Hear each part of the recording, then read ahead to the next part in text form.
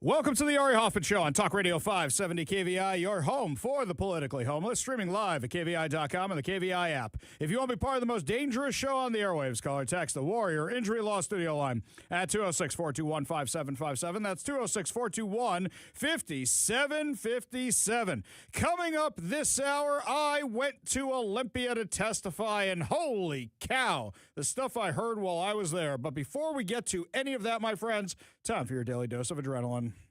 You want me to stick this into my heart? Are you f***ing nuts? I have a story I've never told before, and I have to keep parts of it anonymous, but it's going to help you understand what's going on in Minnesota. So today, we all got excited, right? Because it's a true example of FAFO, and I can't say what that means, but it basically means screw around and find out. That's what happens. And the Trump administration said, if you storm into a church while services are going on to protest, if you storm onto private property, you have violated multiple laws, and we will hold you accountable for them. Now, mind you, Minnesota has the same laws. Minneapolis has the same laws. The county has the same laws. None of them chose to do anything about it. I can't believe that as a conservative, I am waiting for the Trump administration to come do things. I am cheering the federal government to be helping out. I cannot believe that. We are in a backwards world where a conservative wants the federal government to be helping out. Now, before I tell you the story of my particular relationship to these kinds of cases, let's go over the details. Federal authorities have arrested two anti-ICE agitators after a mob stormed a church service in St. Paul, Minnesota. Attorney General Pam Bondi announced Thursday that Nakima Levy Armstrong, Chantal Louise Allen, and William Kelly are the suspects. Now, when you say suspects, I know we have to say alleged, but they were on video. They were bragging about it. They were happy about it. So saying alleged, yeah, you don't really need to be doing that. You do, but you don't. FBI Director Kash Patel said Armstrong's arrest was in connection with a violation of the FACE Act, which prohibits interfering with the exercise of religion at a place of worship, according to Fox News. Armstrong is expected to appear today before a U.S. district judge. Allen is charged with conspiracy to deprive rights, the Department of Homeland Security said. And just days after publicly daring the Department of Justice to arrest him, agitator William Kelly was also arrested. Kelly stormed the city's church service in St. Paul, berated congregants, and bragged about it in video. It's all there. Bondi wrote on X, minutes ago at my direction, HSI and FBI agents execute an arrest in Minnesota. So far, we have arrested Nakima Levy Armstrong, who allegedly played a key role in organizing the coordinated attack. Oh, by the way, she's in more trouble, by the way. So apparently she runs these activist organizations, and somebody found out she takes a larger salary than the organization has the budget space for. So there's the amount of money that goes out to programs, and there's her salary. And her salary far exceeds the amount of taxpayer money that goes out to programs. Way to put yourself under the microscope, especially when everybody's looking for fraud out of Minnesota.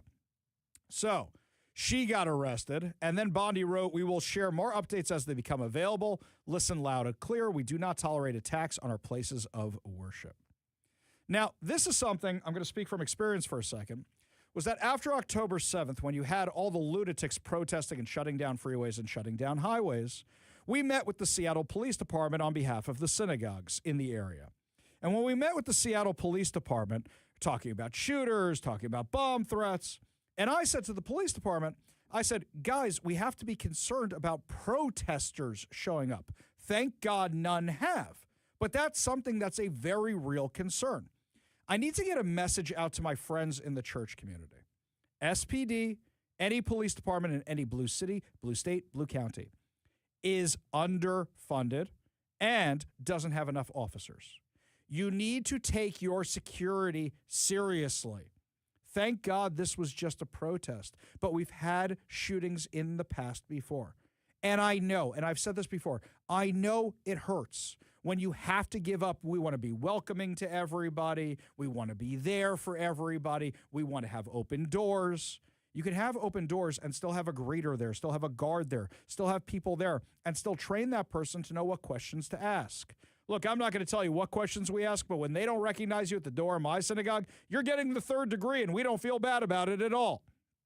You know who's supposed to be there. You know who's not supposed to be there. You know what a guest looks like. You know what somebody who's trying to cause trouble looks like. That's what you got to do. You got to harden your facilities at churches the same way we harden our facilities at synagogues. This time it was a protest. We've had shootings in the past. Don't you want to make sure you're prepared if, God forbid, somebody wants to do something terrible to your institution? We did interviews, and you can find them over at kvi.com. You can find them on my social media with security experts, including Jeff Slotnick, about how to harden your facilities. But then there's something else about this. And this is where it gets a little dicey. A lot of you are saying, Ari, I am thrilled that all these activists who stormed a church got arrested. I am thrilled that the people who caused those children to be crying in the pews because they were scared and now may not want to go back to church, the people who did that are arrested. I'm thrilled about that. What about Don Lemon? What about him? Because he was leading this bunch. Now, here's where it gets sticky. They asked for charges against Don Lemon. And I know people are saying, oh, the judge was a lefty and his wife gave money or worked with Keith Ellison and it's all in on the fix. Yeah, but you have a sticky situation when it comes to journalists. If somebody calls themselves a journalist, you have a sticky situation with the First Amendment. Was Don Lemon actually leading them? Or was Don Lemon covering this stuff? And now it gets squishy, and now it gets sticky, and you have First Amendment problems.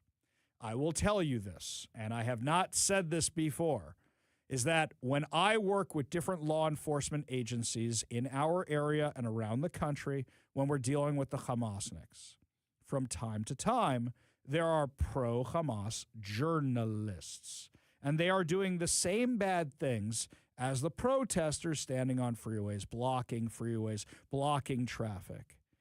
But as long as it's nonviolent, you get into a very sticky situation where they can always claim they were just covering the event.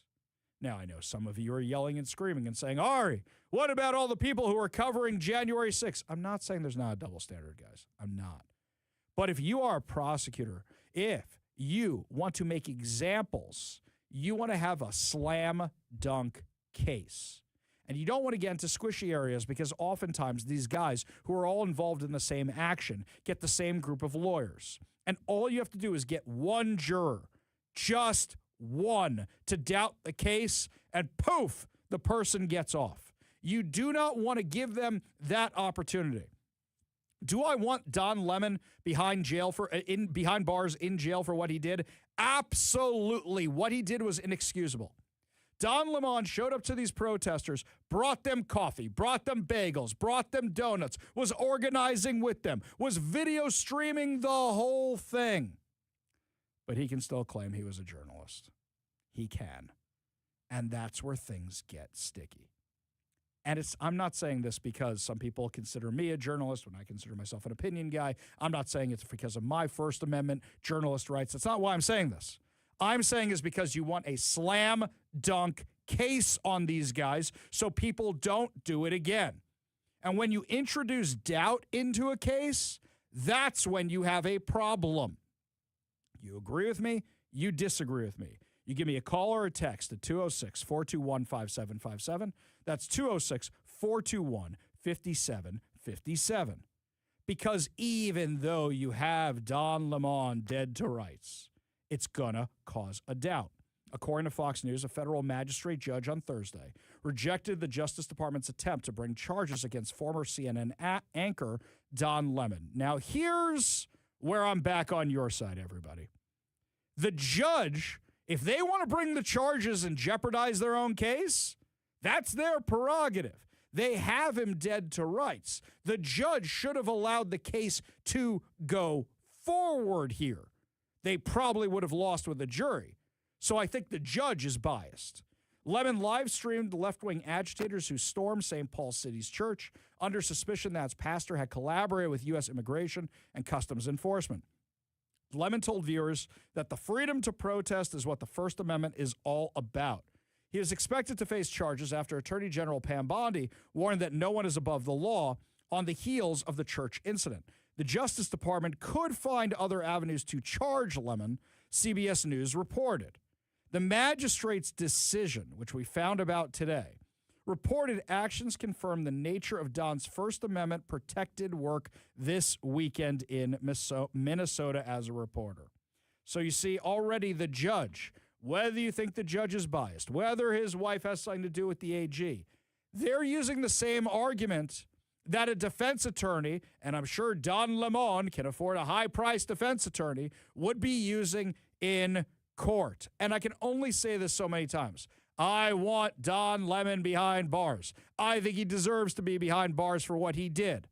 But I don't think you have the case. Now, Mary says over on the text line, would it make a difference if he was being paid by the group that organized it? Maybe. For me, the biggest issue was what Don did with the pastor.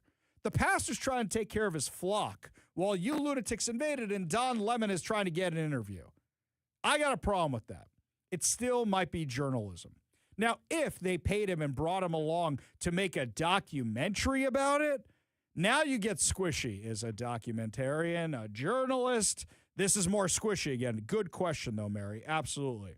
Rob says no one is above the law except Democrats and libs. Okay, here's the thing, though, Rob, not to call you out, but they literally arrested everybody else. Don Lemon, the one judge, said no, and it's because of the First Amendment. That's the sticky part. The 360 says hopefully they charge that phony journalist Don Lemon too. I agree with you. I want him charged. I do. But you get into the sticky situation with the journalists. Now, according to the Post-Millennial, the magistrate who refused to sign off on charges brought by the DOJ against Don Lemon for storming the church has been identified as Magistrate Judge Douglas Miko, and his wife reportedly works as the Assistant Attorney General in Keith Ellison's office. Miko's wife, Caitlin Miko, has also shown support for anti-ICE protests on LinkedIn, according to a report from Jack Posobiec. So now we see there might be bias in the case. So rather than saying it's the journalism thing, Judge, you know what we should be saying? You should be saying you should recuse yourself because you have a personal connection to it. After the DOJ sent charges against Lemon for alleged FACE Act violations, Miko reportedly refused to sign off on the charges. Lemon has denied involvement with the organizers, even though he brought them coffee and bagel and donuts. Do you think Don Lemon was just driving around Minneapolis going, who can I bring bagels to today? Who can I bring coffee to today? He's not Ari Hoffman, who gives out Krispy Kreme donuts to everybody. What's he doing driving around doing that? He knew where they were going to be. He was coordinating with them. They wanted him. They wanted him there to document everything because that's how they're going to fundraise for their legal bills, and they're going to rankle everybody up and get them all excited. He claimed he didn't coordinate with the group, but he clearly did, but that's not the issue here. The issue here is that the journalism issue, and that's a First Amendment issue as well. Does that mean you get to trespass on private property? No. So press charges on him for trespassing. He doesn't get to do that. You don't get to go in there. I understand. You want an open and shut case. I understand this makes everybody furious. And some of you are yelling at your radios right now going, Ari, I can't believe this. Guys, I'm trying to call balls and strikes here. You want him, get him on trespassing charges. He should not have been there. Just because somebody's doing something, you don't have to go along with them. But you want the slam dunk case. You want that. Now, if they caused the event, if they incited the event, then there's something more there. If you can prove that this whole thing was Don Lemon's idea and he wasn't just there covering an event, you might have a case. But it just takes one juror in a St. Paul jury pool, which means you're pulling out of a blue city, blue state, blue county. You're pulling all it out of there. It just takes one juror to lose a case. Just one. Just one. Here from the 206, are private lawsuits the answer? What if he joined a Greenpeace group to film them burning Humvees and other SUVs that cause global warming? Now, violence, that's a different issue. So, for example, there were journalists, and I'm using air quotes, who were with Hamas on October 7th, but they were participating in it. It doesn't mean they were doing the massacre. They're riding on the motorcycles on the backs with those guys. They were participating in it. We have the video of Don Lemon before they went in there. He brought them bagels. He brought them coffees. He brought them donuts. I agree with you. He was helping to organize this. He knew what was going on. He knew what was going down. I agree with you. But you want the other activists on the slam dunk cases. That's what you want. You want them all on the slam dunk cases. And I'll tell you something else. Just because the judge doesn't sign this doesn't mean Don Lemon's out of the woods yet. I give Pam Bondi and Kash Patel a lot of credit that they'll find a way to get Don Lemon. They'll get him in court. But the question is, do they get a conviction? And that's what you want out of that. That's what you want out of it. You want the convictions. So these other activists, you've got them dead to rights. Absolutely. This First Amendment thing, look, it's the good and the bad with the First Amendment. If I want to say whatever I want on this radio station, that means that the lunatics over at The Stranger get to write whatever they want. That's the good and the bad. If I want to say whatever I want on Twitter, Khomeini, the Ayatollah, gets to say whatever he wants on Twitter.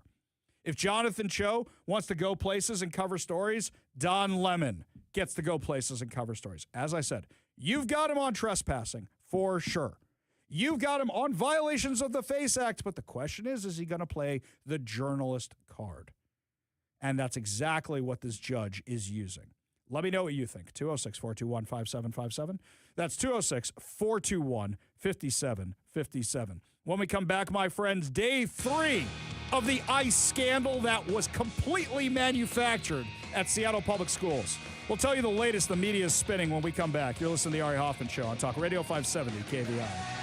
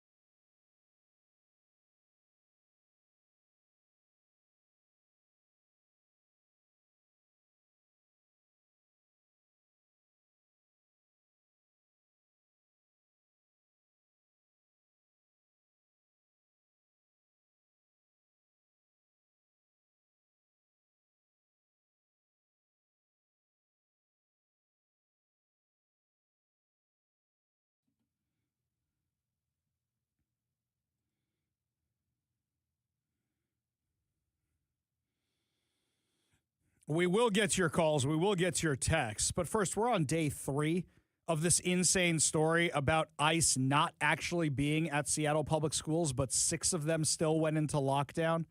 As we discussed yesterday, a post from a kid on the Roosevelt High School yearbook Instagram account may have been what triggered this entire thing. But the question was it done intentionally? It was activist week here in Seattle. You had Martin Luther King Day.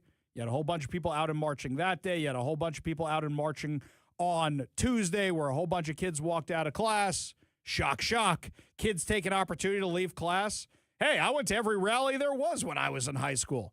Because guess what? It was an opportunity to get an excused absence from class because you were allowed to do that kind of stuff. You mean kids want to ditch school? Shock, shock. The media is milking this for all it's worth. The first day was ICE around? Can we confirm if they were actually here? The second day, the outrage. The third day, the scared children, the upset parents. Nothing happened. Literally, nothing happened. We have no confirmed reports from anybody that ICE was in the vicinity of any of these places. Seattle Police Department has no confirmed reports of ICE sightings near the schools. Not one. I'm starting to begin to believe that this was a stunt. I'm starting to begin to believe that somebody said, if we can make everybody scared enough, we can get the media's attention, because how many people are going to see these headlines again and again and again?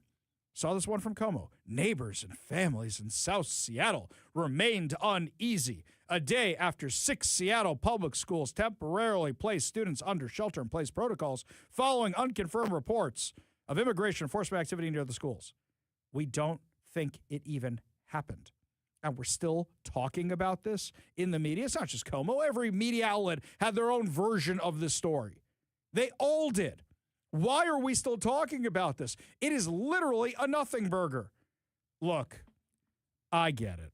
The people at Seattle Public Schools were probably the kids who thought there was a monster in their closet growing up. And mom and dad had to come into the room and scare off the monster. And I don't mean like the Monsters, Inc. monsters. I mean the big, imaginary, scary ones.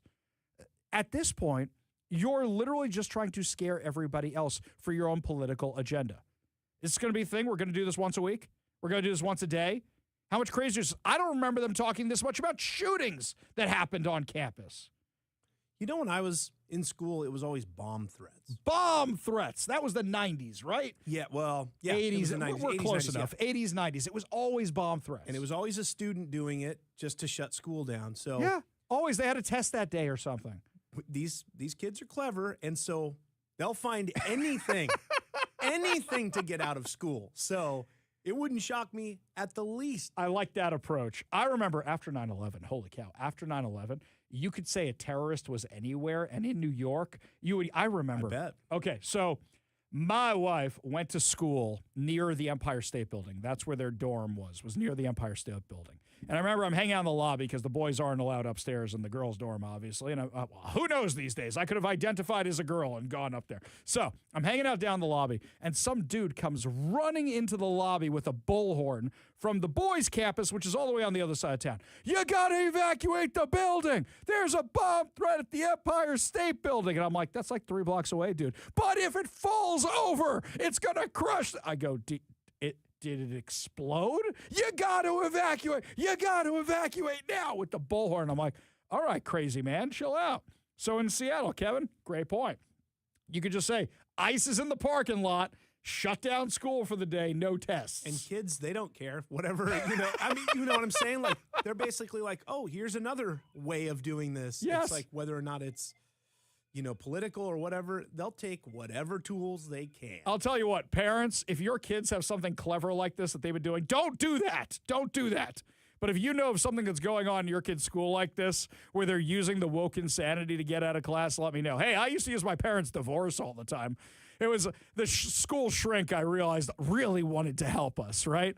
So the school shrink found out my parents were getting divorced and goes, do you need to talk about it? I'm like, no, I'm good. They're like, well, if you need to. I mean, even if you have a test or something, come to my office. Light bulb. Wait a second. If I want to get out of a test, I just need to go to your office and say I'm sad or something?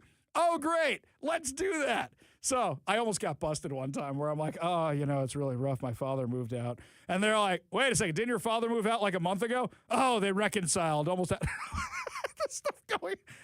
So I was working this for a long time. I was not the best student. We go to the Warrior Injury Law Studio line. Take a call from Terry in Parkland. Terry, what's going on?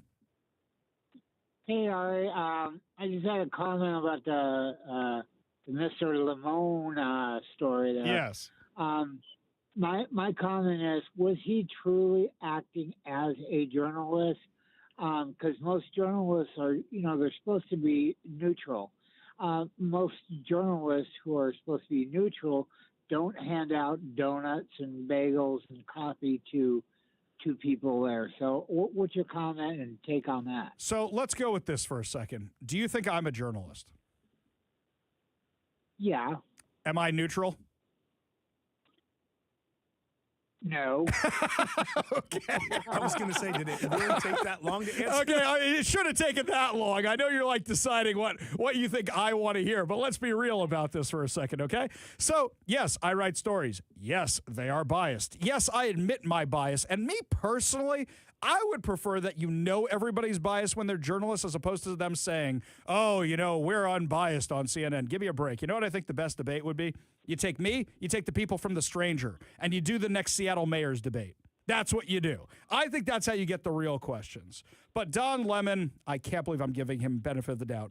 For anybody who's watching the show on the live streams right now, you will see there's this thing that says Talk Radio 570 KVI on my microphone. It's right here. It's called a microphone flag. Don Lemon's got one of those with his dumb network when he's in the church. Does that make him a journalist, Harry? I don't know, man. I don't think he's a journalist, period. Okay, well, just because we think he sucks doesn't mean he's not a journalist, right? The guy was on CNN for years, right? So take Megyn Kelly for a minute. Megyn Kelly does a podcast now. She was on Fox. She was on NBC. She was on all these different networks. Is she a journalist? She used to be. Okay.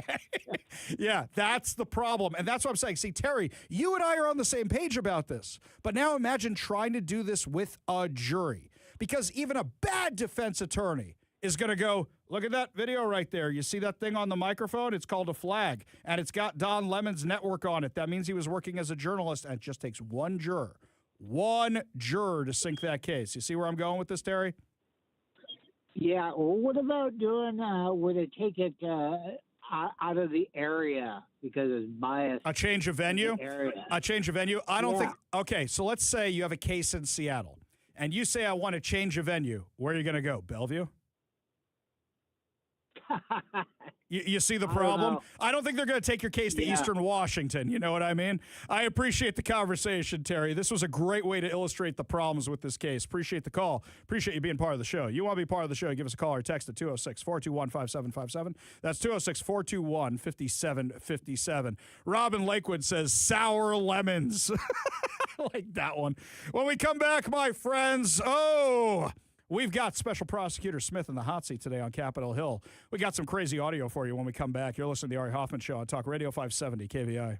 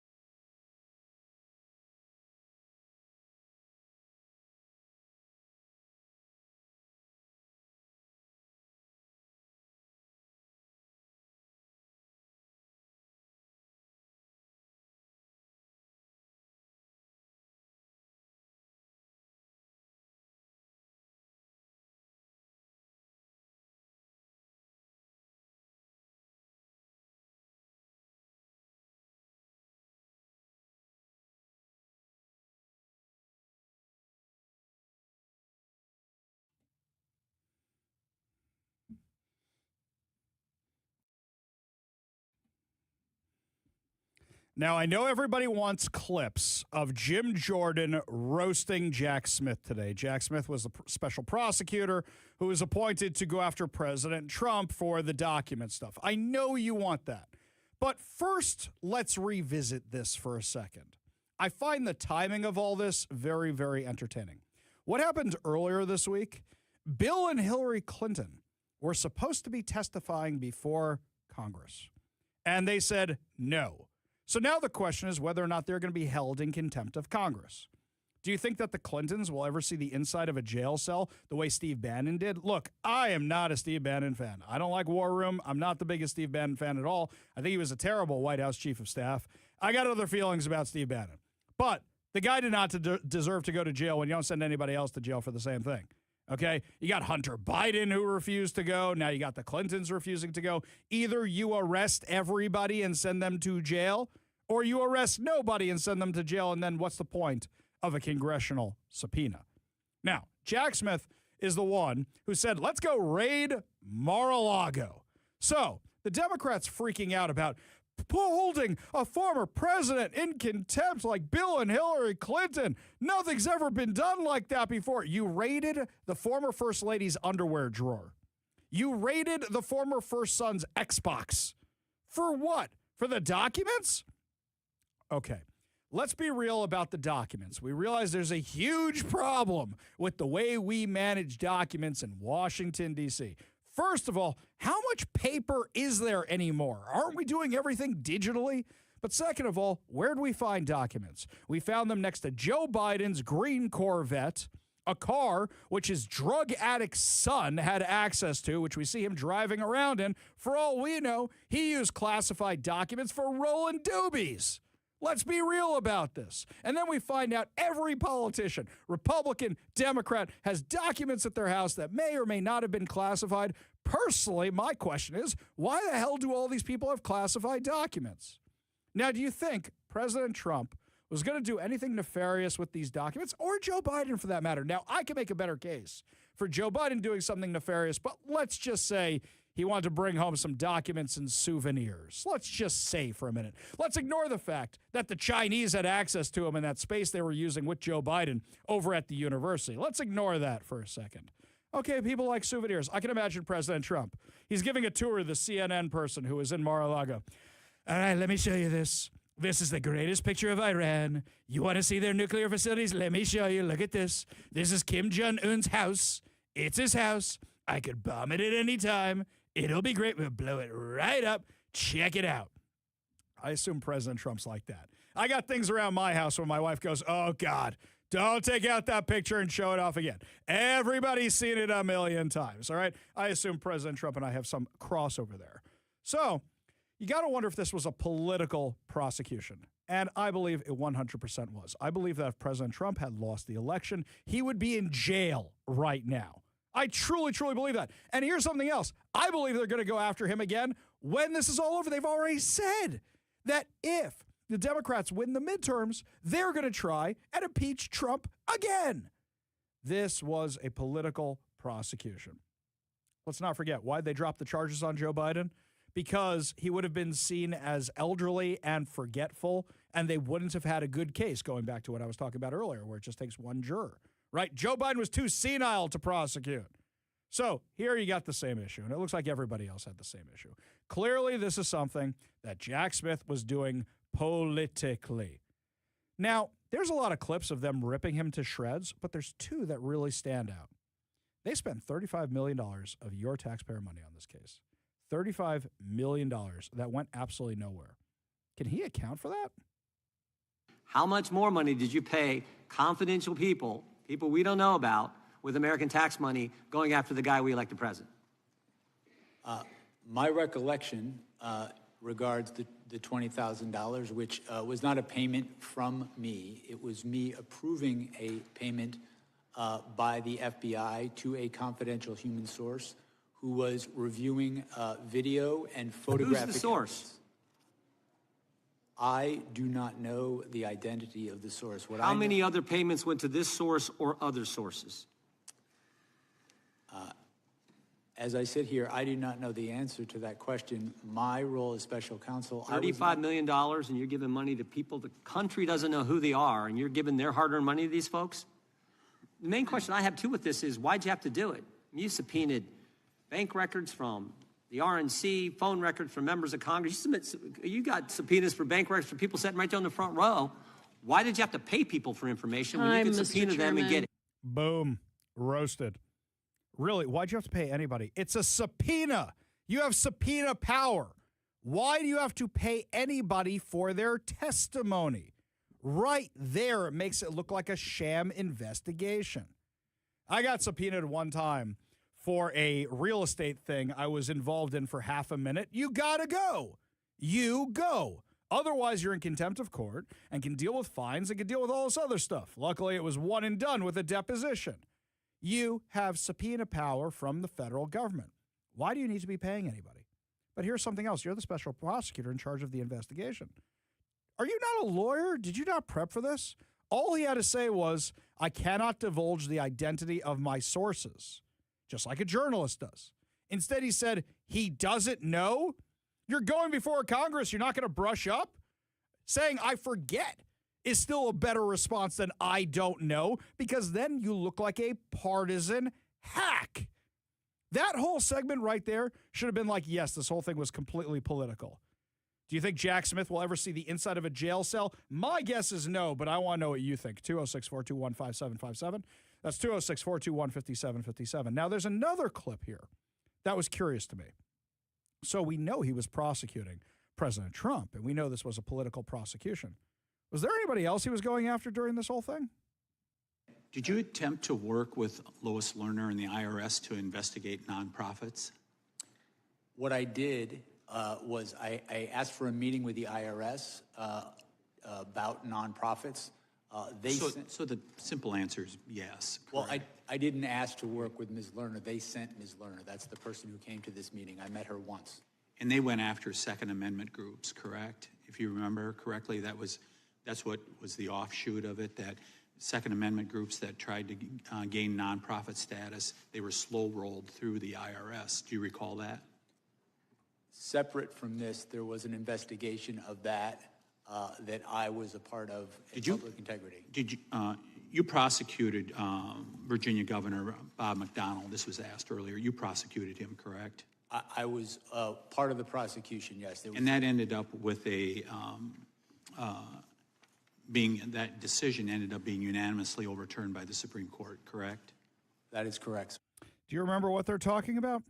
Do you remember that whole mess under Barack Obama where they were going after and investigating conservative nonprofits, pro-Israel nonprofits, anything that may have been against the Obama regime? Do you remember all that fun when they were investigating those guys? We know he's a partisan hack. Why else would they appoint him?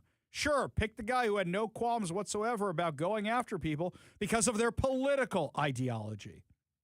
This whole thing was a sham investigation. I think he belongs in jail. I think he belongs in jail for abuse of his powers. And you know this was political prosecution, but do you think he's ever actually going to see the inside of a jail cell? My guess is he's not going to be bunking in with Bill and Hillary. Oh, wait, I forgot the disclaimer. I have no evidence that could convict Hillary or Bill Clinton in a court of law. I love my life. I am very happy with my life. I am not suicidal at all. Sorry, forgot the disclaimer before talking about the Clintons. We know what happens to people who talk about the Clintons. Lots more to discuss as the show continues, my friends. When we come back, you will not believe what the University of Washington spent your tax dollars on. You're going to lose it. I promise you. We'll be right back. You're listening to the Ari Hoffman Show on Talk Radio 570 KBI.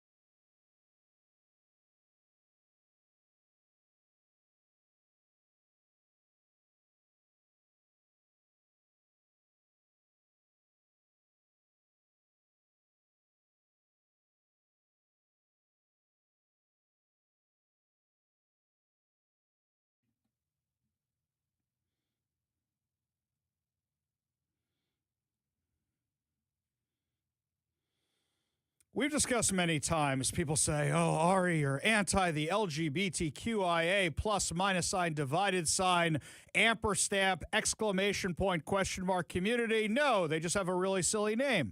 It's not being against it. I don't like my taxpayer dollars going to that kind of stuff. Look, I don't ask for taxpayer dollars for my synagogue. That's not what we do. We need something, we go fundraise for it. When you use my tax dollars for something I don't agree with, that's when I have issues with it. Do I care about what goes on in that community? No, what you do in your house is your business. I don't like when you spend my taxpayer dollars on it. It's that simple. Do you remember that a lot of people in our world, we did this as a When the Right Gets It Wrong segment, were really, really mad because over at the Mopop, they had a drag summer course. And I said, they're a private institution. If they don't get money from the government, they can run whatever program they want to run. You don't have to go. That's what makes America great. That's one of the many things that make America great. You can do what you do. I do what I do. We had that discussion about the furry bar the other day. Not my jam. We can make fun of it because the videos are ridiculous. But I'm not saying shut it down. You want to go live that lifestyle, go live that lifestyle. That is your business. But when you're using our taxpayer dollars for it, or money that's supposed to be going to education for it, then I got a problem. Now, this is a report from Paris Apodaca. I want to make sure I get the last name right. Apodaca. Paris Apodaca. Very nice gal who's over at the University of Washington for campus reform. She's their Washington correspondent. She sent me this article today. At the University of Washington in Seattle, the Service and Activity Fee Committee allocates $651,005 to an LGBT-based center for fiscal year 2026. The Q Center, operating programs for the LGBTQIA community, increased by $18,500 for the previous year. What are you spending the money on? Let me ask you that. The SAF is required for students to pay, depending on credits, graduate level, and campus fees, could range from $55 to $277. Anywhere between 2,350 to 11,836 students fund the Q Center. Why are we funding this, and why do you have to pay fees for it to go to the Q Center? If an LGBTQIA group wants to fund the Q Center, more power to them. You don't have to go. But why with these fees are you funding something like that? Apparently they have a class called Queering a World-Class Education. We empower students and staff to thrive personally, socially, and academically. Guided by values of justice, respect, and liberation, the Q Center is a space where all individuals can find connection, healing, and freedom to be their authentic selves. Do you guys fund the Hillel out at University of Washington? How about the Chabad House? Does that stuff get the funding too? Why are we wasting the money on something like this? If they want to fundraise for themselves, fine. Programming and events hosted by the center range from Q book clubs, game night with a Y, gender discussion group, and access to free gender-affirming items, including binders and tucking underwear and other things I don't feel comfortable reading because I kind of hit my line with all that. Elliot Myers, a sophomore history major at the University of Washington, told Campus Reform, I have no desire to personally fund LGBTQ student programs or any other services I don't use. I think students should be allowed to have certain fees waived. If they don't want to use the service, the fee would pay for it. Okay, now you're on to a little bit of a problem. I don't use the gym, but you need one on campus. So just because I wasn't physically active doesn't mean I can't just say, oh, I don't want my tuition money going to the gym. It should be here. This is taxpayer money for something that is ideological, something that is political. Why are we funding it with mandatory fees? Here's something else. This only covers a portion of the amount of money they get. How much other money are they getting from the university? You want to know why universities are so expensive? Because every single one of them thinks they need a Q Center, and every other center for that matter. You don't need a Quidditch club at your university. And it doesn't need to be paid for by your taxpayer dollars. You are playing an imaginary game invented in a fantasy novel about wizards and warlocks and witches and goblins and everything else. You can't even fly on that broomstick. Look, if I would have a Star Wars, a Star Trek club at school, I had to pay for it. I had to get the snacks. I had to rent the movies. I had to make sure I had a big enough TV so everybody could enjoy it. That was on me. No funding for it. So why are we funding things like this? Myers continued to tell campus reform. The University of Washington already has in place regarding dining plans for off-campus students. I believe it would only be fair to extend this choice for other costs. Exactly. So the school doesn't provide kosher meals. I'm not going to say you have to go find the kosher meals here around here. No, I got to go find it myself. I understand. Recently, the Q Center also launched a new partnership that uses its resources to support international students, the Rainbow Circle program. The Q Center and Circle, the Center for International Relations, Cultural Leadership Exchange, provide a safe space to explore their intersectioning Wait a minute. Are you just providing a hookup space on campus? Because you have Fraternity Row. You don't need a safe hookup space on campus. You got a whole bunch of fraternities to do whatever you want to do up on that campus. I used to do property management for one of the fraternities. I know what goes on in those buildings. I'll never forget my first time there. I'm trying to figure out who to meet with. I knock on the front door. Some girl does the walk of shame out the front door. It was bad. It wasn't good. And I'm like, wow, I'm like really in the movies here. You need a safe space on campus to explore that stuff. You know, we used to just find a closet somewhere in high school. I'm not going to get into more about that. Unbelievable the kind of stuff our tax dollars are being used for. The university website continues to describe how the program provides all international students with a chance to connect and support one another and find new ways to learn to do so. Oh, that's what we're calling the time in the closet now? New ways to learn to do so. I didn't know there was funding available in that. I would have had a much more productive social life in high school if I knew there was funding available, or in college for that matter. Oh, dear. Lots more to discuss as the show continues. When we come back, my friends, the initiative killer bill, you'd be surprised who's actually trying to stop this. And guess what? They have a D next to their name. We'll tell you who it is when we come back. You're listening to the Ari Hoffman Show on Talk Radio 570 KVI.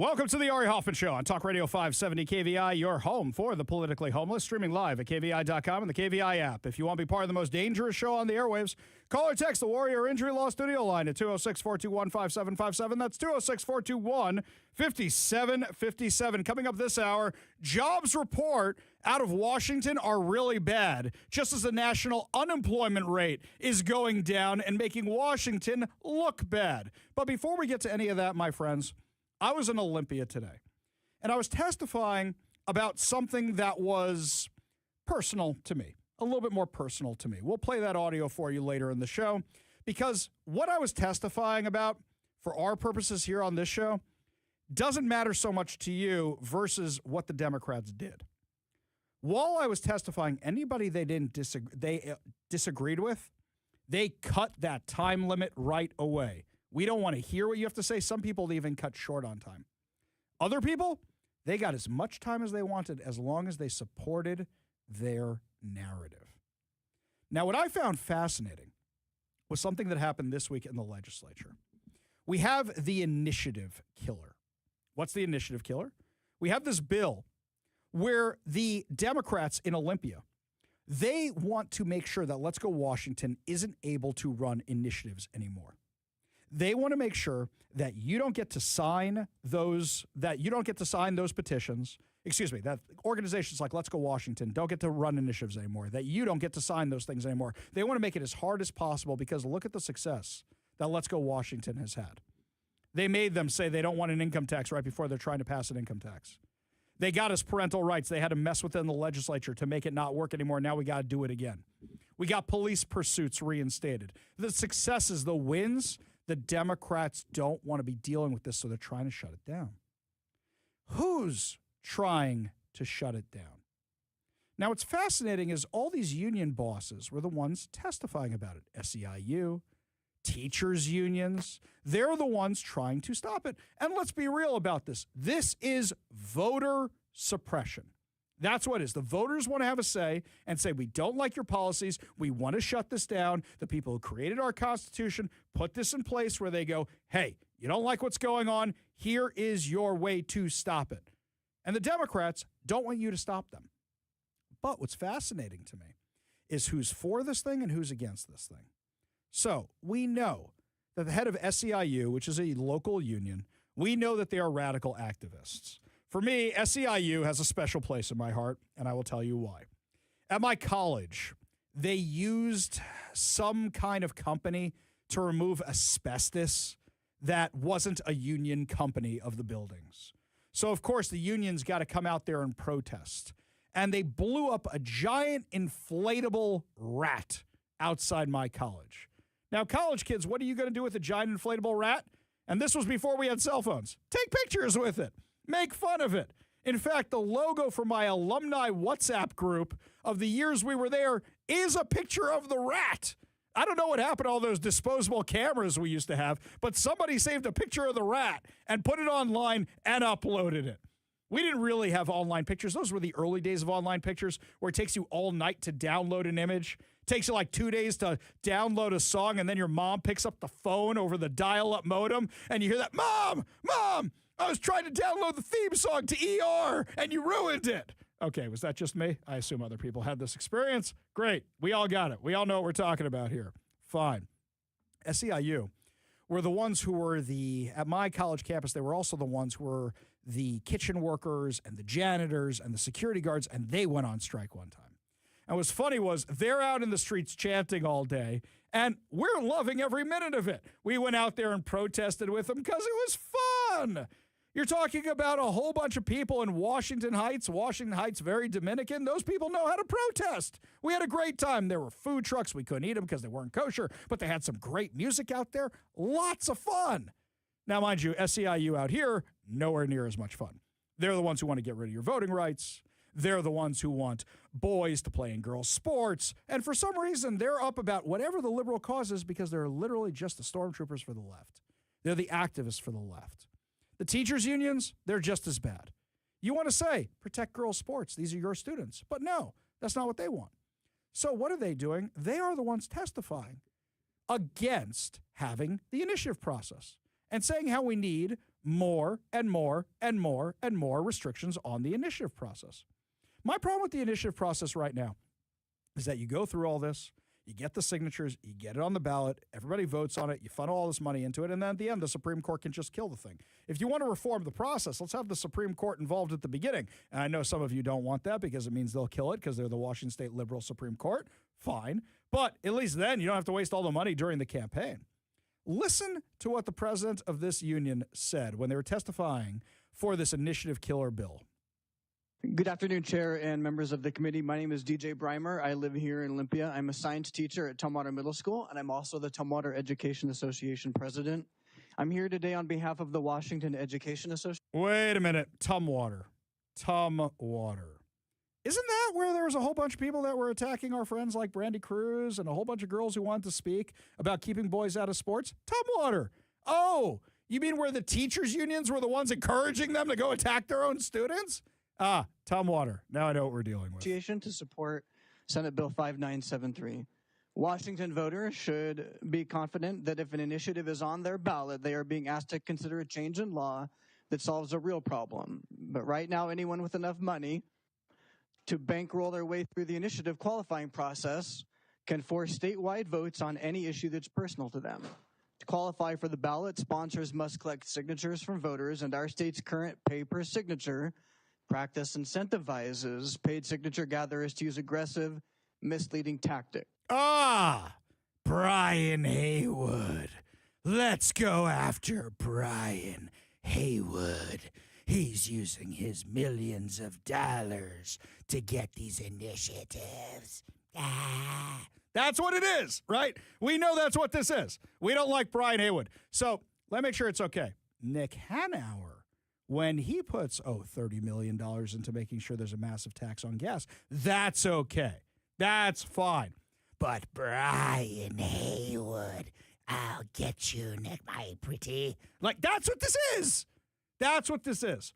Okay, first of all, let's do this. Here's what Let's Go Washington has to fundraise for and has to do when they're collecting signatures. And I've been involved in helping them. Number one, you have to get the initiative past the Attorney General. Is that Brian Haywood bribing his way past Nick Brown or anybody else? No, clearly not. Next, what do you have to do? You have to get this thing, you have to get enough signatures. Are there paid signature gatherers? Sure. But there's tons of other people collecting signatures as well. I'm one of them. Lots of you are listeners too. What, did Brian Haywood pay you to go out there? No. Do you know that every single one of these events I do for Let's Go Washington, I do it for free. For free. Nobody's paying me at all for any of this kind of stuff. At all. Okay? I support the causes I believe in. You want me to come speak at your event? You be in touch with me. If it's a fundraiser, I charge you. If it's not a fundraiser, I'll come and talk about conservative stuff all day long because I like to talk. Just buy me a scotch at the bar and we're golden.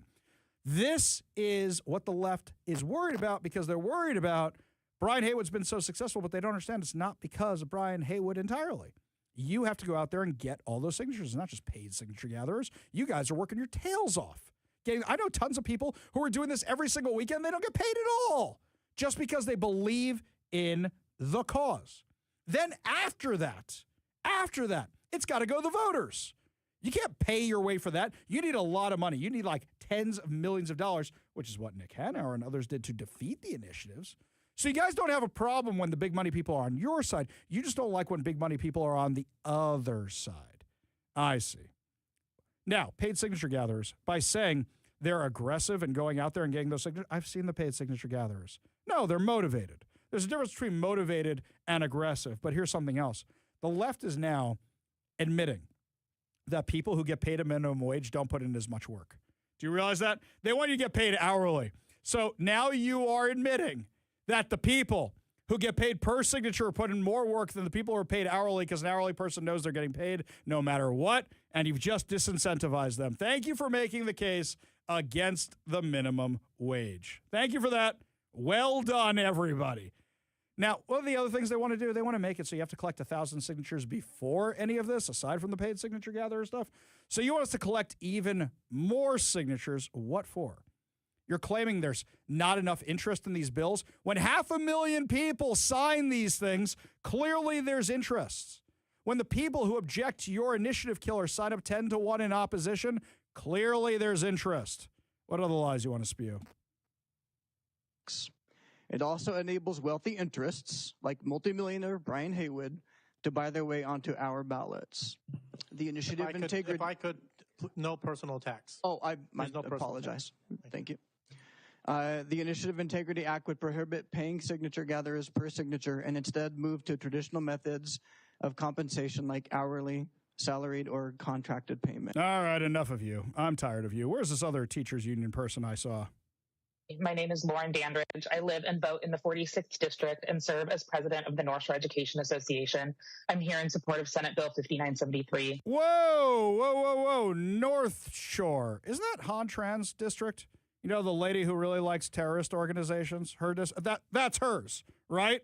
Oh, there are a bunch of activists out there? Oh, shock me with that deviant behavior. All right, lady, let's hear what you have to say. Washington's initiative process is meant to empower voters, but is currently being manipulated by well-funded interests who file multiple versions of the same initiative year after year. Whoa, no, lady. No. We did the Parental Bill of Rights. And what happens is the legislature voted for it because it was too unpopular to leave on the ballot. Now they won't even have a hearing on it because they don't want to be marked yes or no on this thing. After it passed, that's when all the Democrats said, let's change this thing. Let's change the you-know-what out of it, so we have to go back to the status quo because you guys messed it up. All right, continue with your nonsense. Shopping for the most favorable ballot title. This creates confusion. Shopping for ballot titles? Do we get to do that? The Attorney General gets to do that. The Secretary of State helps with. We got nothing to do with that. All right, what else we got here? Resources and undermines voters' trust in a process that should be about our voices, not about the wealthiest Washingtonians strong-arming their beliefs into law. Ah, Brian Haywood again. I see what we're doing here. Brian Haywood. Undermining trust in the voting system. Oh, so you're for voter integrity. You're for opening up the voter rolls so we can make sure they're legit, right? Right? I'm sure if I asked you that, you'd be all about that because you're all about voter integrity, right? This bill does not change the overall threshold required to qualify an initiative. Instead, it moves 1,000 already required signatures up in the process, ensuring a basic level of public support before state resources are used to process a petition. This encourages genuine grassroots organizing and allows educators like me to focus on initiatives that are likely to reach voters rather than dozens of hypotheticals. Okay, great. I got an idea. Let's do this for every dumb bill you guys want in the legislature. In fact, Jim Walsh proposed this legislation. Do you know how many dumb things I heard when I was in Olympia today? How many crazy bills get filed just because people like seeing their name highlighted? The amount of crazy that's there is beyond belief. All right, how about to prove that your bill has public interest, get 1,000 signatures on any bill? I think we'd be able to spend a lot less time in Olympia. I think we could have shorter legislative sessions. This sounds great. I love this Jim Walsh bill. So what's funny to me is Steve Hobbs. Steve Hobbs is the Democrat Secretary of State. Steve Hobbs showed up to testify against this and basically debunked the left's entire point, all their points about this thing. He's like, yeah, none of the stuff you guys say is happening. So what problem are you trying to solve? Thank you, Madam Chair. Members of the committee, I'm Steve Hobbs, your Secretary of State in opposition of Senate Bill 5382. This bill is not needed, and it's just trying to fix a problem that doesn't really exist. Just so everyone knows, the VOTWA system is very good. It communicates with other databases. It communicates with Social Security when we hear about deaths that happen, and when people change addresses, we update it pretty quickly. That's why the 1.2 million is in here, because now it's asking us to check these addresses. Now remember, we'll see the signature and we can match it with the database. We'll know exactly if you're a registered voter or not. Additionally, what we don't see in here is the cost of lawsuits that will happen when you have somebody, let's say, an overseas voter. When I served in the military, I had a armed forces post office. If they put that on there, it invalidates them. If you have a college student, maybe you have a senior citizen that forgot their address and put a P.O. box, it would invalidate them as well. This bill tries to get at a lawsuit that occurred where we prevailed, and it doesn't matter if this bill passes because the underlying Constitution of the state of Washington says You just have to be a Washington voter. And so I would ask you not to move this bill forward. And if you are going to do the $1.2 million, I would love it if you put in my election security and civic engagement programs, because Governor Inslee's budget invalidated both those programs. Thank you. I'll take any questions that you might have. Now, Steve Hobbs called it exactly right there. Exactly right.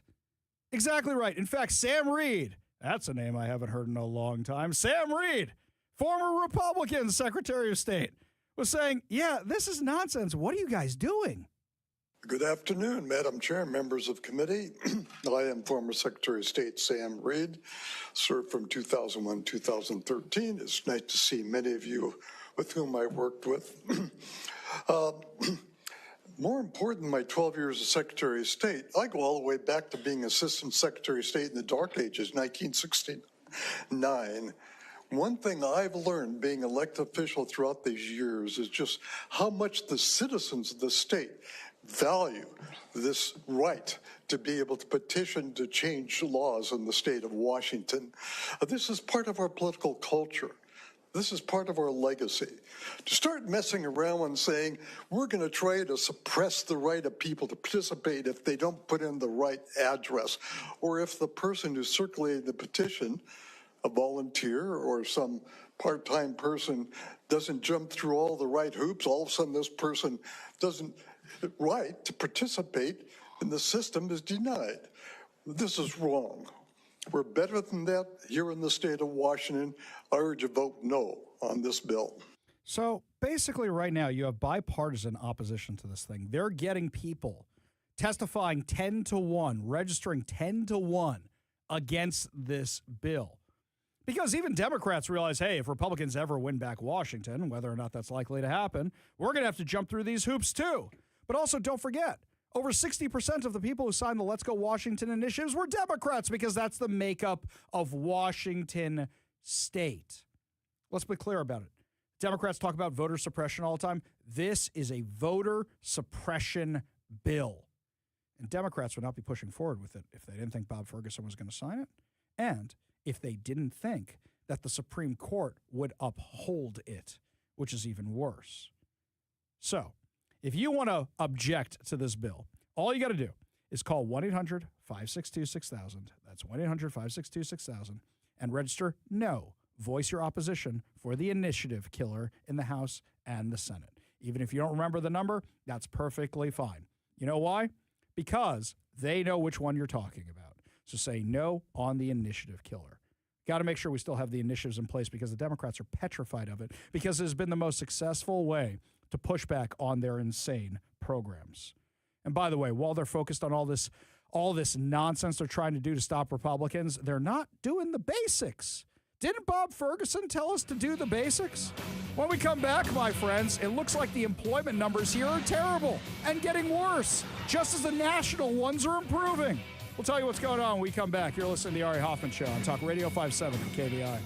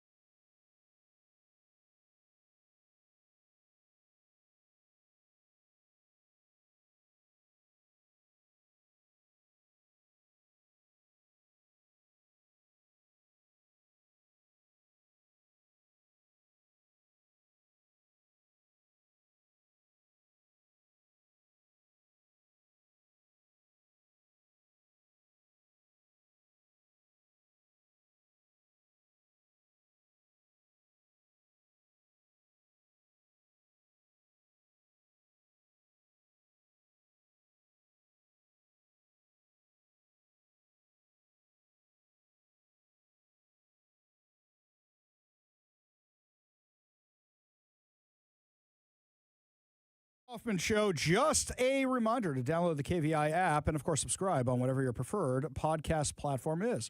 That way you and your friends never miss a minute of the show. Also, I have a personal favor to ask from everybody. My YouTube channel a while ago got nuked from the interwebs by YouTube. They restored some of the content, but I lost all my followers.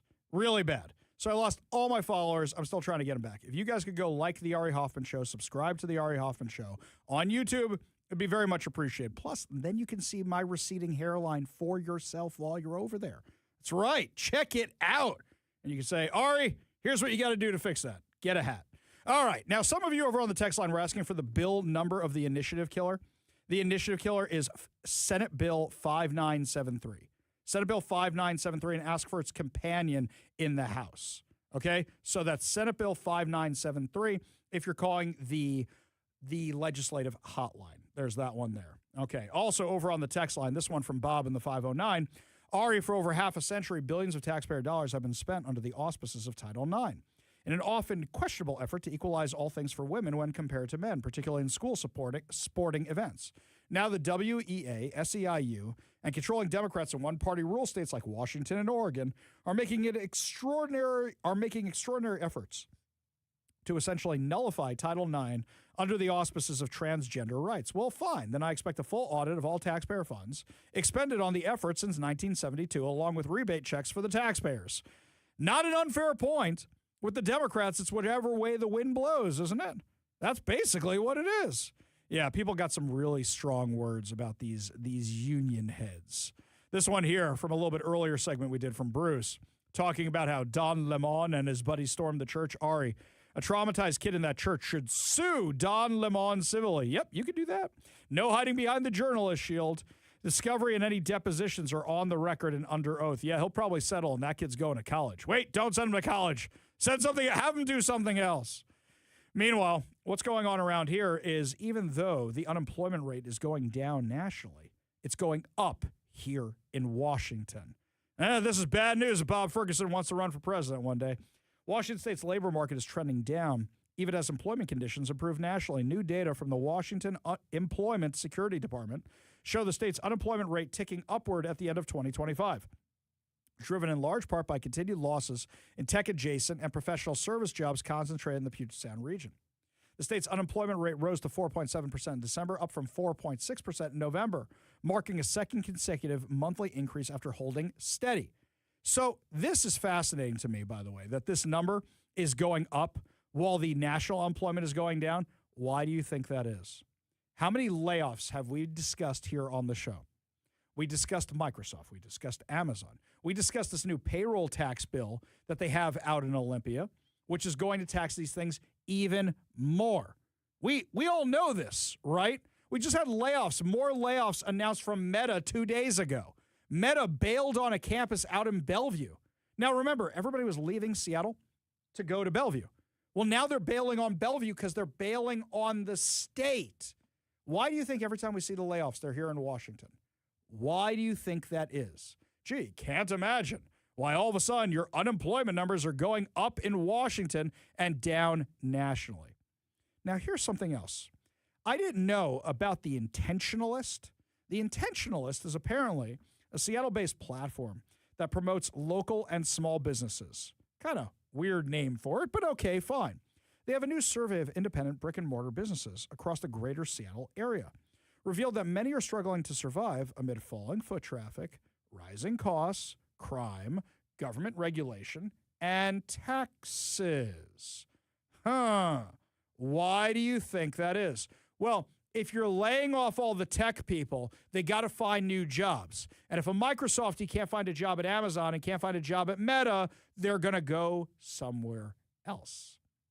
They're going to leave town.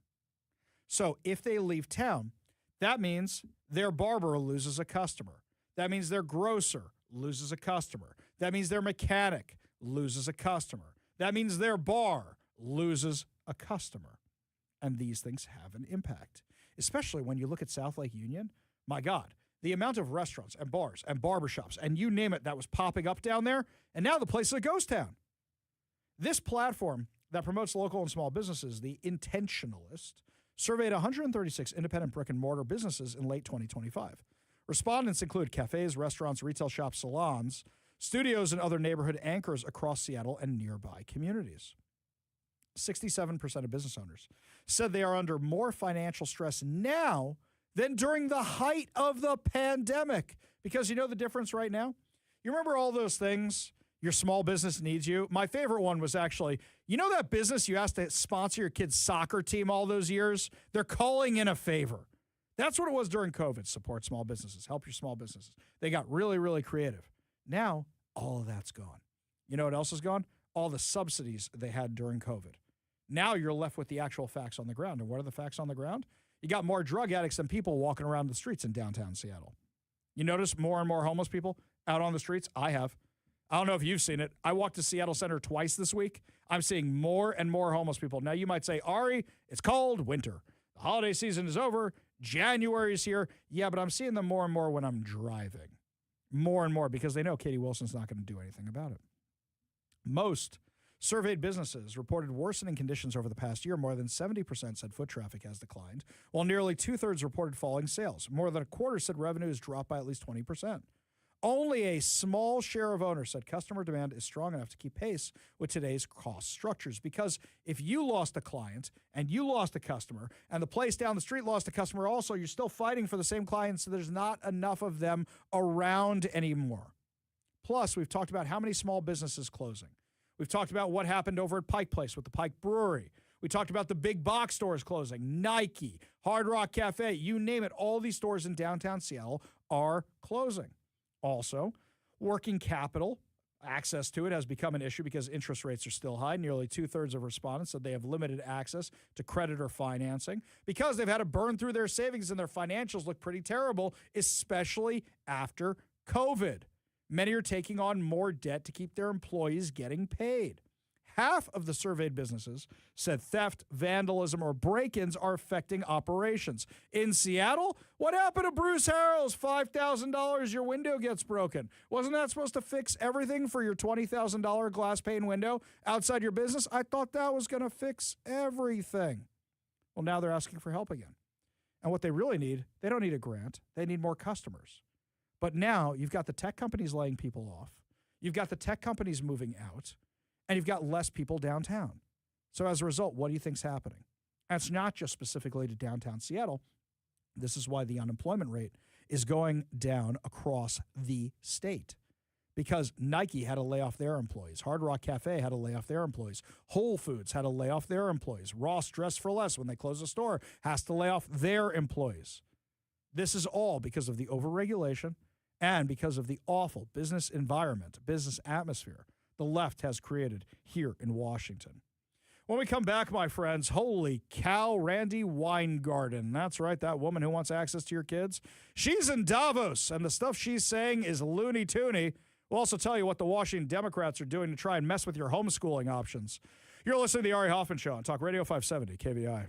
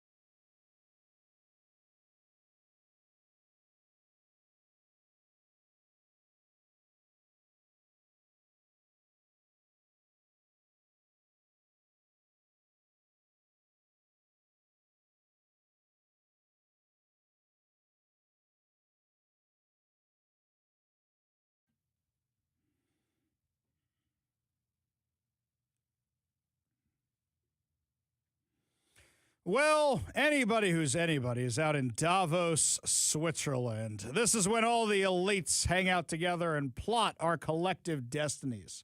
It's like a group of discount James Bond villains. That's what you're looking at out in Davos. But a lot of people go there to get noticed. So who went out there? Randy Weingarten. You remember her?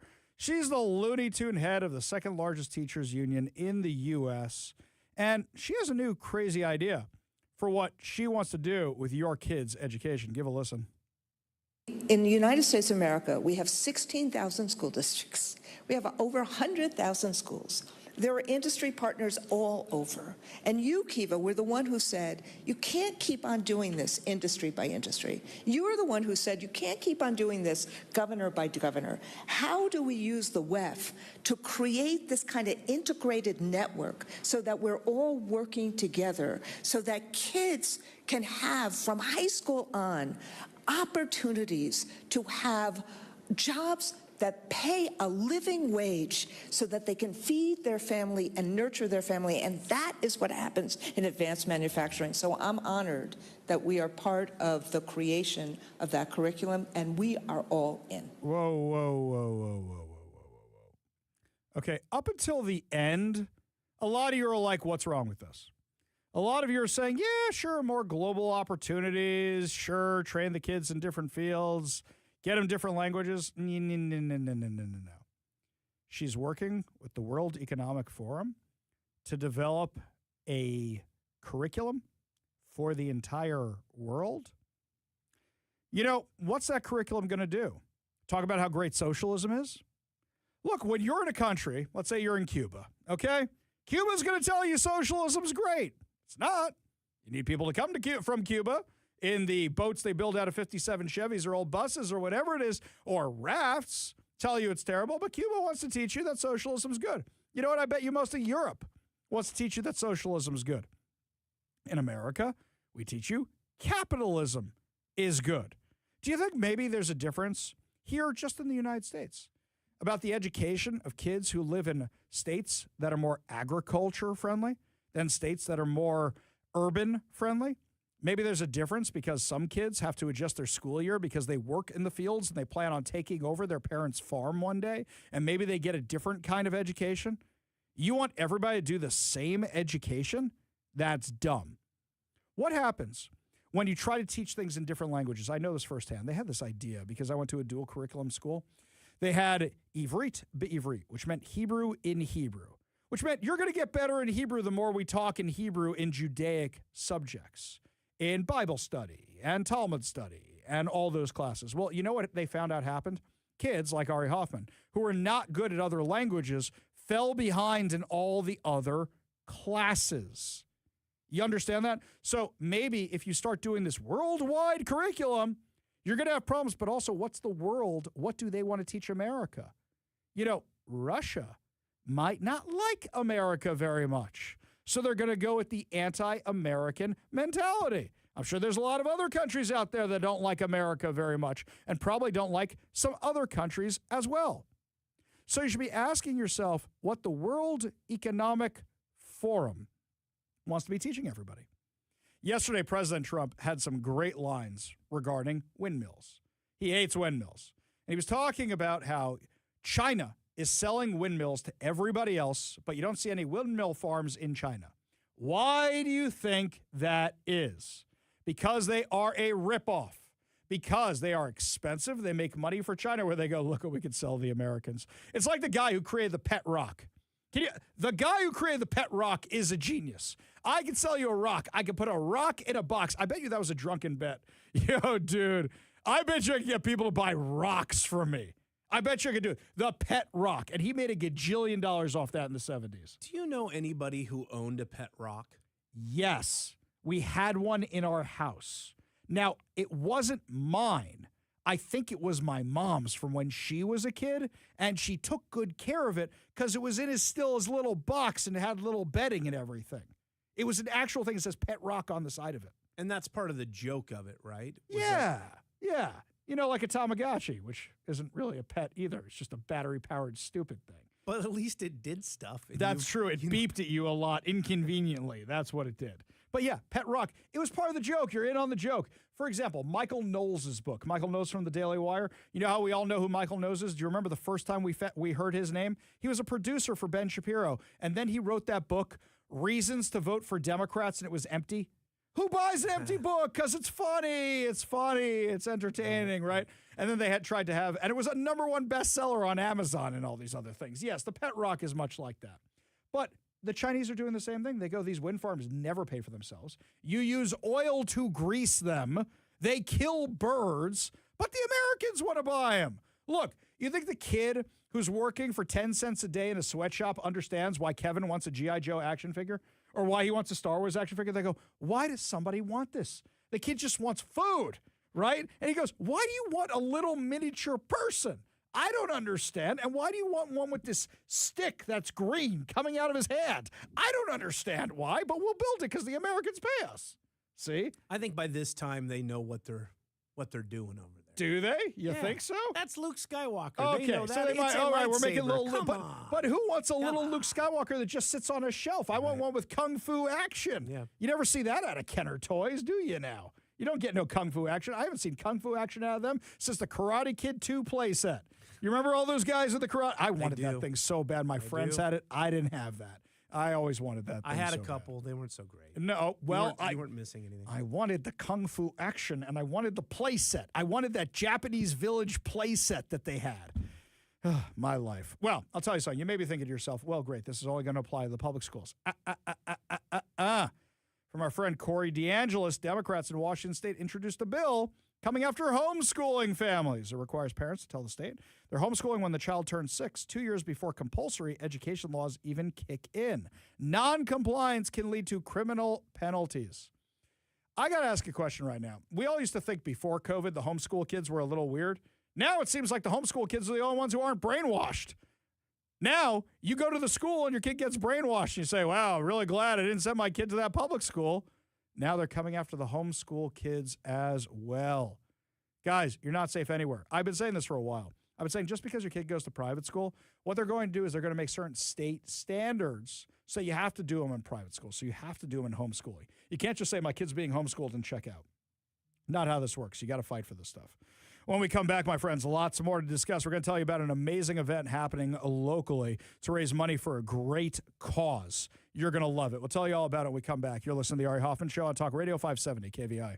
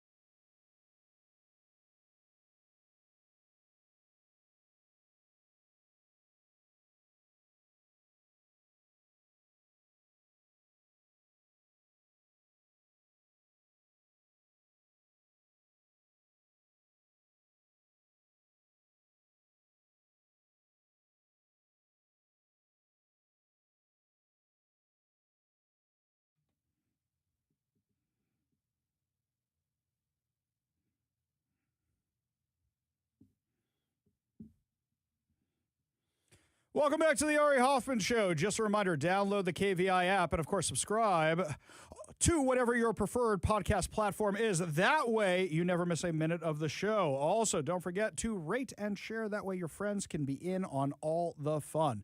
Here on the Ari Hoffman Show, we always like to tell you about wonderful causes. And we have one that is actually coming up in February. Joining us now to discuss on the Warrior Injury Law studio line is our friend Bella Chafee from Alexander's Hope, who's the founder and president. And we are so happy to have you back this year to tell us about your amazing event.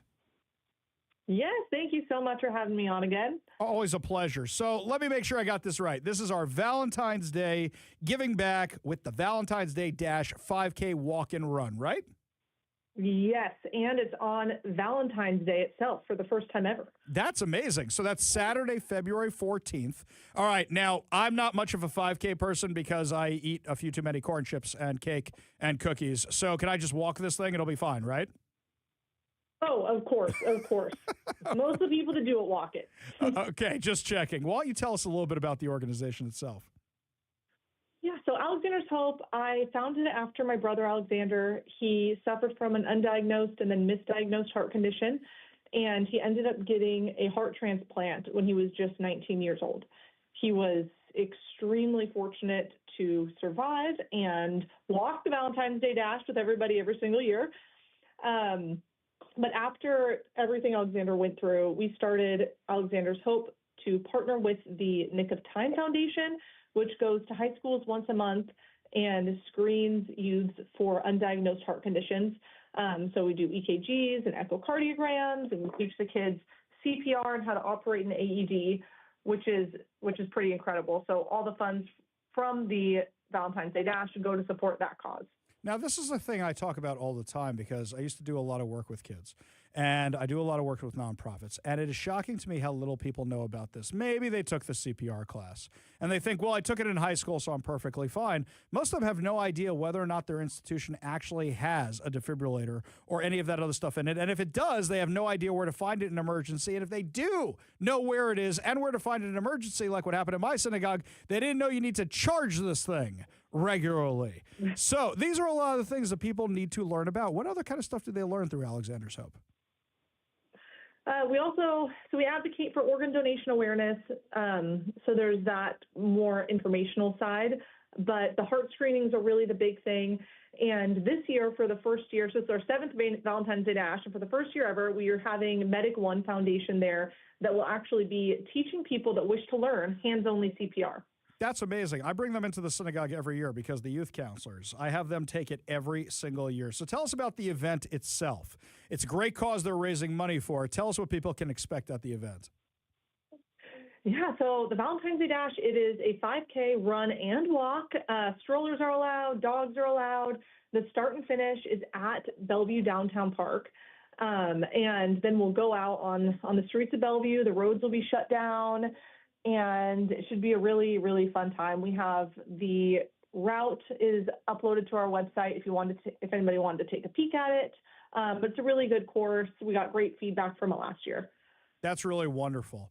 Now, at this thing, is there going to be a whole bunch of Valentine's Day stuff now that it's actually on Valentine's Day? I mean, are we talking about setting up runners at the finish line? What do we got for Valentine's Day? Yes, there will be Valentine's Day themed things. We also are encouraging people to dress up. We had some really amazing Cupids last year that won the outfit, the contest. So there will be a contest for those interested, and some pretty awesome prizes will be given out to the best dressed. That's for both a human and dog. That's funny. You just triggered me for a second there, Bella, because I remember there was this guy around our office for social media stuff. He used to dress in weird costumes, and he came in the full Cupid one day, and I mean full Cupid. Like, dude didn't have a shirt or pants on. He had whatever the rest of that was running around the office shooting arrows at everybody. Mr. KVI is smiling at me right now because he knows exactly who I'm talking about, what we're talking about here. Okay, I assume since it's cold and it's February, we're not talking that extreme, right? Yeah, no, not that extreme. Okay. Not quite. Just making sure. So that's the Alexander's Hope Valentine's Day Dash 5K walk and run, which is going to be February 14th. That's February 14th. You can get all the details over at alexandershope.org. It's going to be in downtown Bellevue Park. We do this cause, we promote this cause every single year because it's an important cause. And we want to make sure you guys support good organizations, ones that we vouch for, ones we knew do an amazing job. And that's why we have Bella back year after year after year, because we know it's an amazing cause. Bella Chaffee, thank you so much for joining us today. I really do appreciate it. Thank you so much for having me. I appreciate you spreading awareness of Alexander's Hope and our Fed Kit. Always a pleasure. Thanks so much for your good work. I'll say something else to our audience also, guys, is that if you have a cause that you think we should know about, don't give me like religious institutions, not because I don't like religion, but everybody's got a church or a synagogue or a mosque or something. I'm not talking about things like that. I'm talking about big causes that are in our area, something like that, where there's a 5K, where there's a fundraiser. In fact, even if it's a smaller cause, if it's something that can help everybody, not just one congregation or something like that, otherwise I'd be promoting my synagogue on the air all the time. If it's something that can help everybody in Seattle, send it my way. Send it my way. You got an event coming up? We'd love to spread the word. We'd love to spread the good stuff. We spend so much time talking about what's wrong in the world. Maybe we could help fix a few things in the world too. So my email address, ari@kvi.com. That's ari@kvi.com. You send it on over to me. We are more than happy to talk about it. So make sure you send it on over to us, ari@kvi.com. That's ari@kvi.com. We'd love to talk about your cause on air. Lots more to discuss as the show continues, including Donald Trump destroys the UN, NATO, everybody else at Davos, and Gavin Newsom looks like a fool. We've got that awesome audio for you when we come back. You're listening to the Ari Hoffman Show on Talk Radio 570 KVI.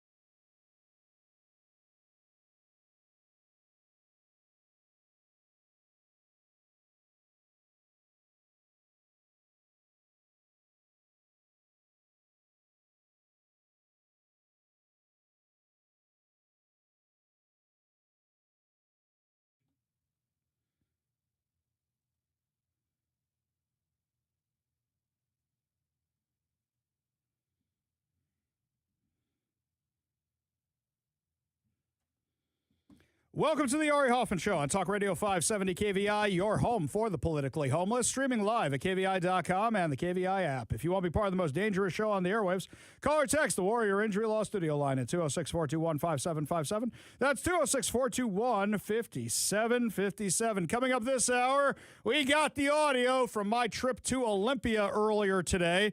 We get to hear what class acts the Democrats are. But before we get to any of that, President Trump's trip to Davos was awesome. And I'll tell you why it was awesome. Because it's great to see America dominant on the world stage. You remember when Joe Biden used to go to these things like the G20 or any of these other summits? Joe Biden would get lost. Joe Biden would go in the woods. Joe Biden would try and get on other people's airplanes that are going back to Russia with hostages. I mean, Joe Biden was a mess. Seeing Donald Trump go up there and tell everybody what he really thinks of them, just amazing. This is how you get peace through strength. Everybody wants to be friends with the popular kid. Everybody wants to be friends with the strong kid. This is how you get peace through strength. I just say this. NATO has treated the United States of America very unfairly. We never asked for anything. We never got anything. We actually took care of the needs of NATO for years and years, which I felt was always unfair. So I got NATO to pay because they're rich countries. But I think it's time that NATO step up. We're helping them with Ukraine. Without us, I think Putin would have gone all the way. I think we have it. I think that could have been a World War III, if you want to know the truth. If Kamala was elected, or Joe, any one of those, those thinkers, I think you could have ended up in World War III. And I will say Steve Witkoff has been dealing incredibly with. But we're not going to have World War III. We want to get it stopped, but we're not going to have World War III. I think if I wasn't elected, I think that could have evolved into World War III. It was a very, very bad situation, and it still is, but it's not that kind of bad. It's bad because so many young people are being killed. He's right about that. I'm not sure it would have been World War III. You know what I think it would have been? An endless war. Doesn't the left hate endless wars? And we would have been funding it. At least now there's a reason with the agreement we have with Ukraine to protect Ukraine, where we're getting something out of that country and we're getting a return on our investment. But he's right. NATO has to take care of NATO. Do any European countries give us money for the Golden Dome? Do they give us money for our military? The French work 3 days a week and they want us to pay for their national defense? Yeah, it's like that old Robin Williams joke, right? It's, we hate you, Americans. Hey, the Germans are coming. Americans, we love Americans. That's really what it's like. Why are we paying for this? Why? Also with the Middle East. How many people said we were going to get sucked into World War III in the Middle East? Now we've got the Middle East stepping up. I mean, I think we have peace in the Middle East. There are some little situations like Hamas, and Hamas has agreed to give up their weapons. Now, they were born with a weapon in their hand, so it's not easy to do. When they were born with a rifle in their hand. It's not an easy thing for them, but that's what they agreed to. They've got to do it.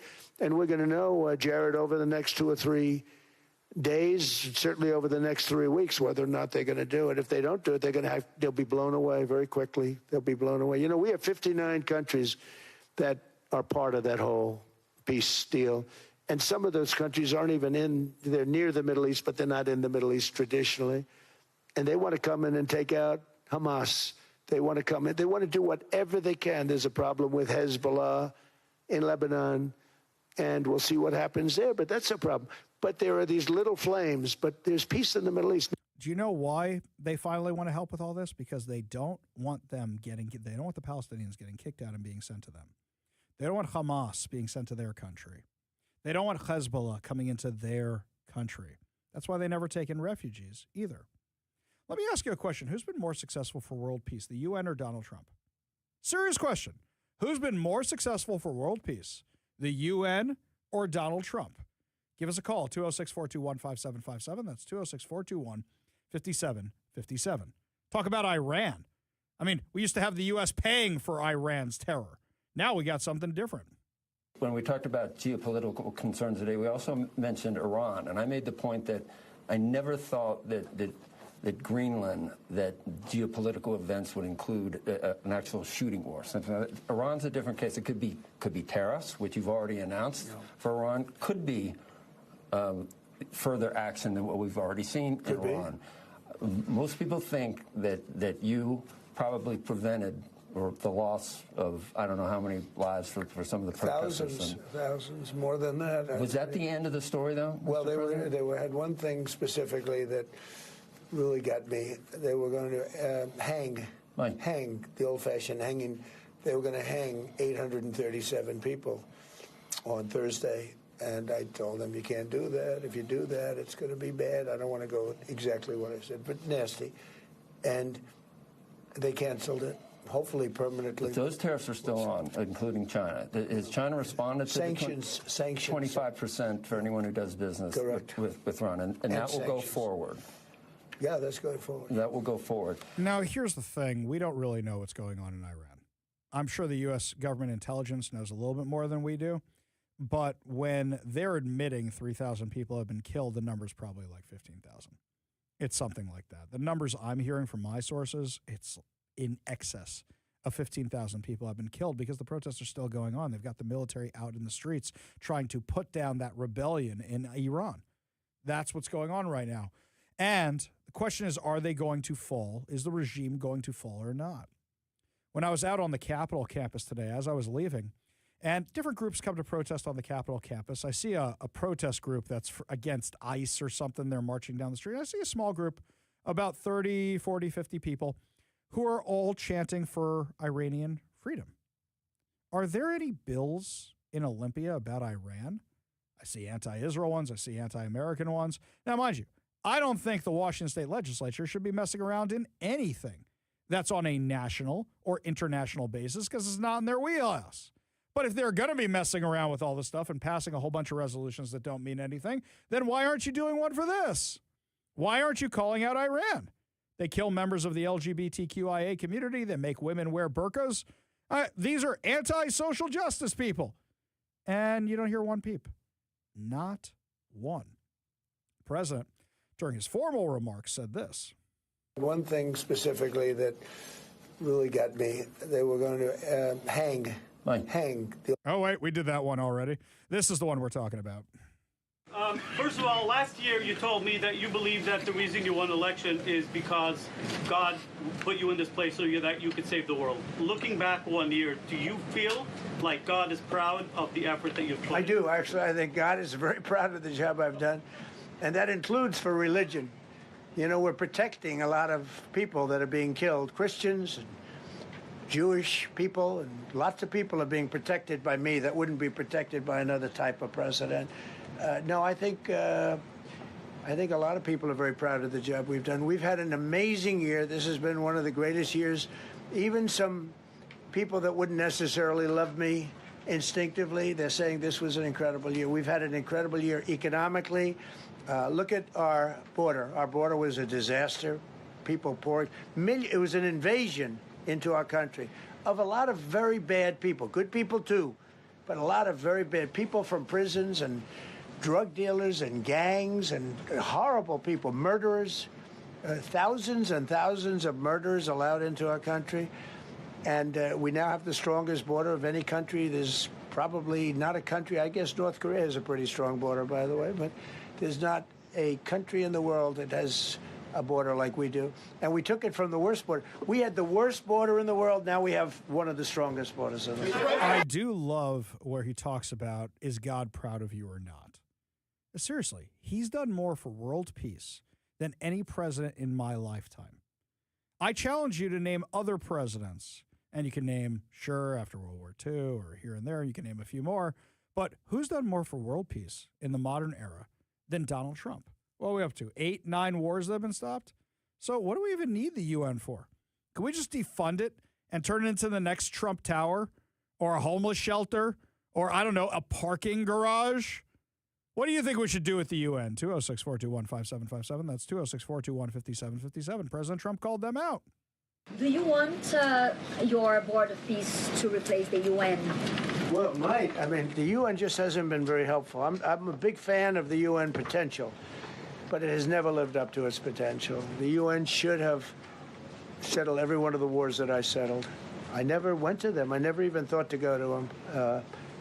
They should be able to settle those wars. They don't. I believe you got to let the UN continue because the potential is so great. Yeah, I don't agree with him on that. I think they've had their run. Do you know why the UN was established? To stop wars after World War II. Yeah, they've done a bang-up job.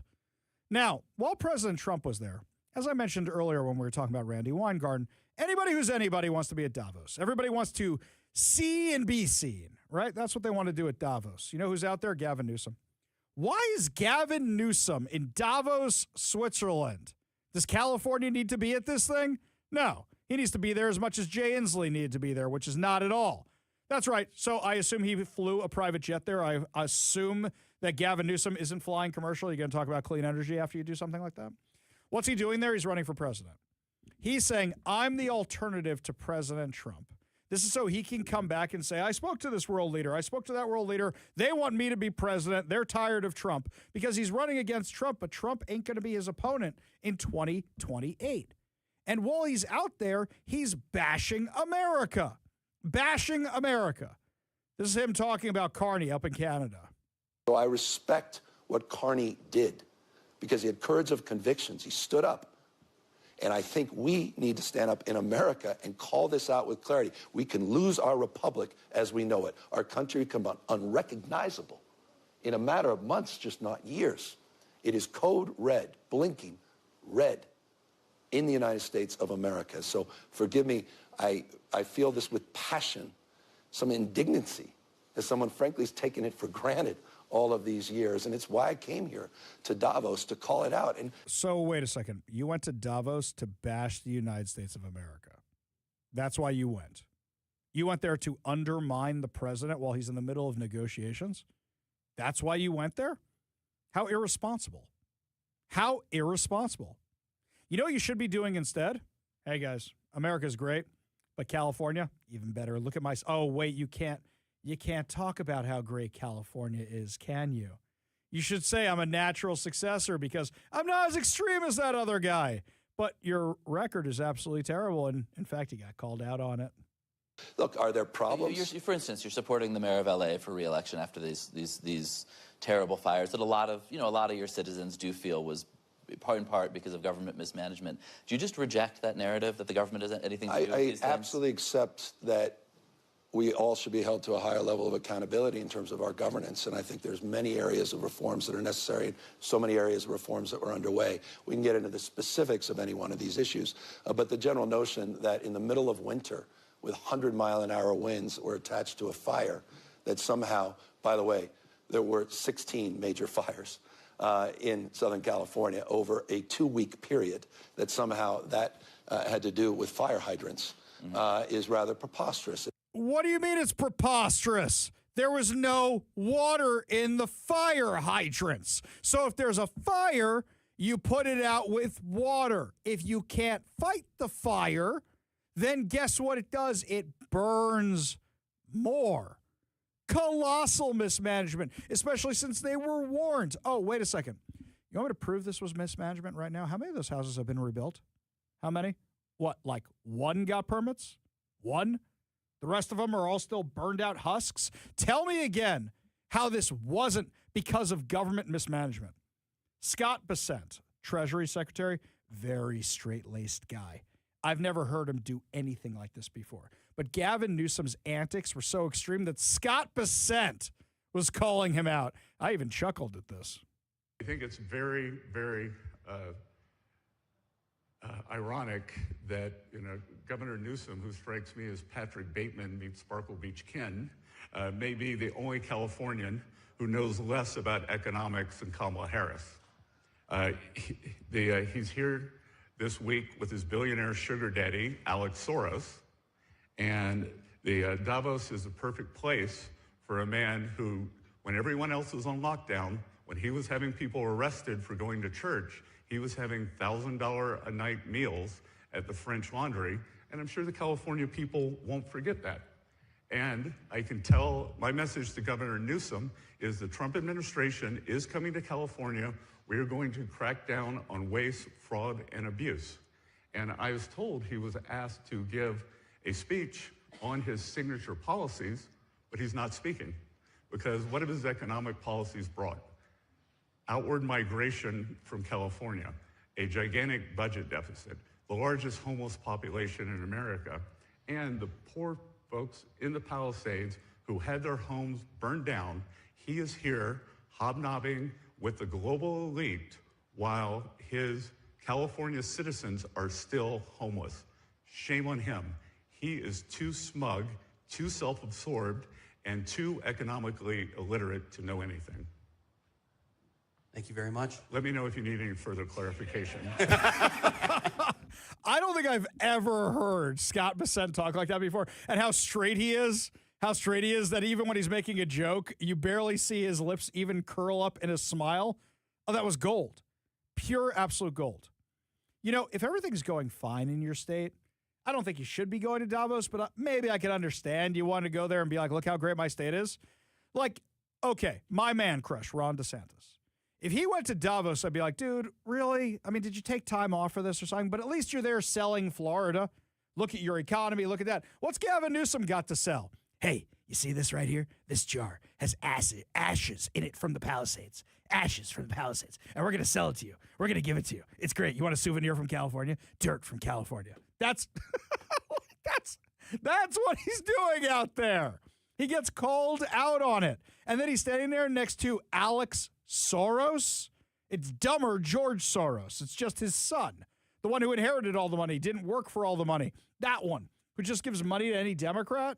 You're out there? Oh, yeah, Alex Soros thinks you're doing a great job. Oh, fantastic, wonderful. This was about the elites. Now, what's funny to me is the contrast. President Trump should be an elite. He should be an elitist. This is a guy who's worth $1 gajillion. This is a guy, New York real estate, Trump Tower, casinos, supermodel, swimsuits. He should be one of the elites. Instead, he's looking out for the little guy. Why are none of the elites looking out for the little guy? Why is it Donald Trump? What, you think Gavin Newsom's looking out for the little guy? He was having dinner in the French Laundry while he was keeping all the little guy restaurants closed. That's Gavin Newsom. I know he's the front runner for the Democrat Party, for the Democrat nomination for 2028. How does he run for president with a record as disastrous as his? Well, I guess if Joe Biden can get elected president, anybody can get elected president, right? And when you look at a disaster like that, who would be surprised? A lot of people just go, oh, Gavin Newsom, he seems cool. I'll vote for him. People got to do more research on their candidates. When we come back, my friends, I went to Olympia to see with my own two eyes what was going on there and to testify on a bill that was very important to me. I'll tell you what it was when we come back and what the Democrats did to cut me off. But first, Todd Herman's Daily Thoughtcast, right now on The Ari Hoffman Show.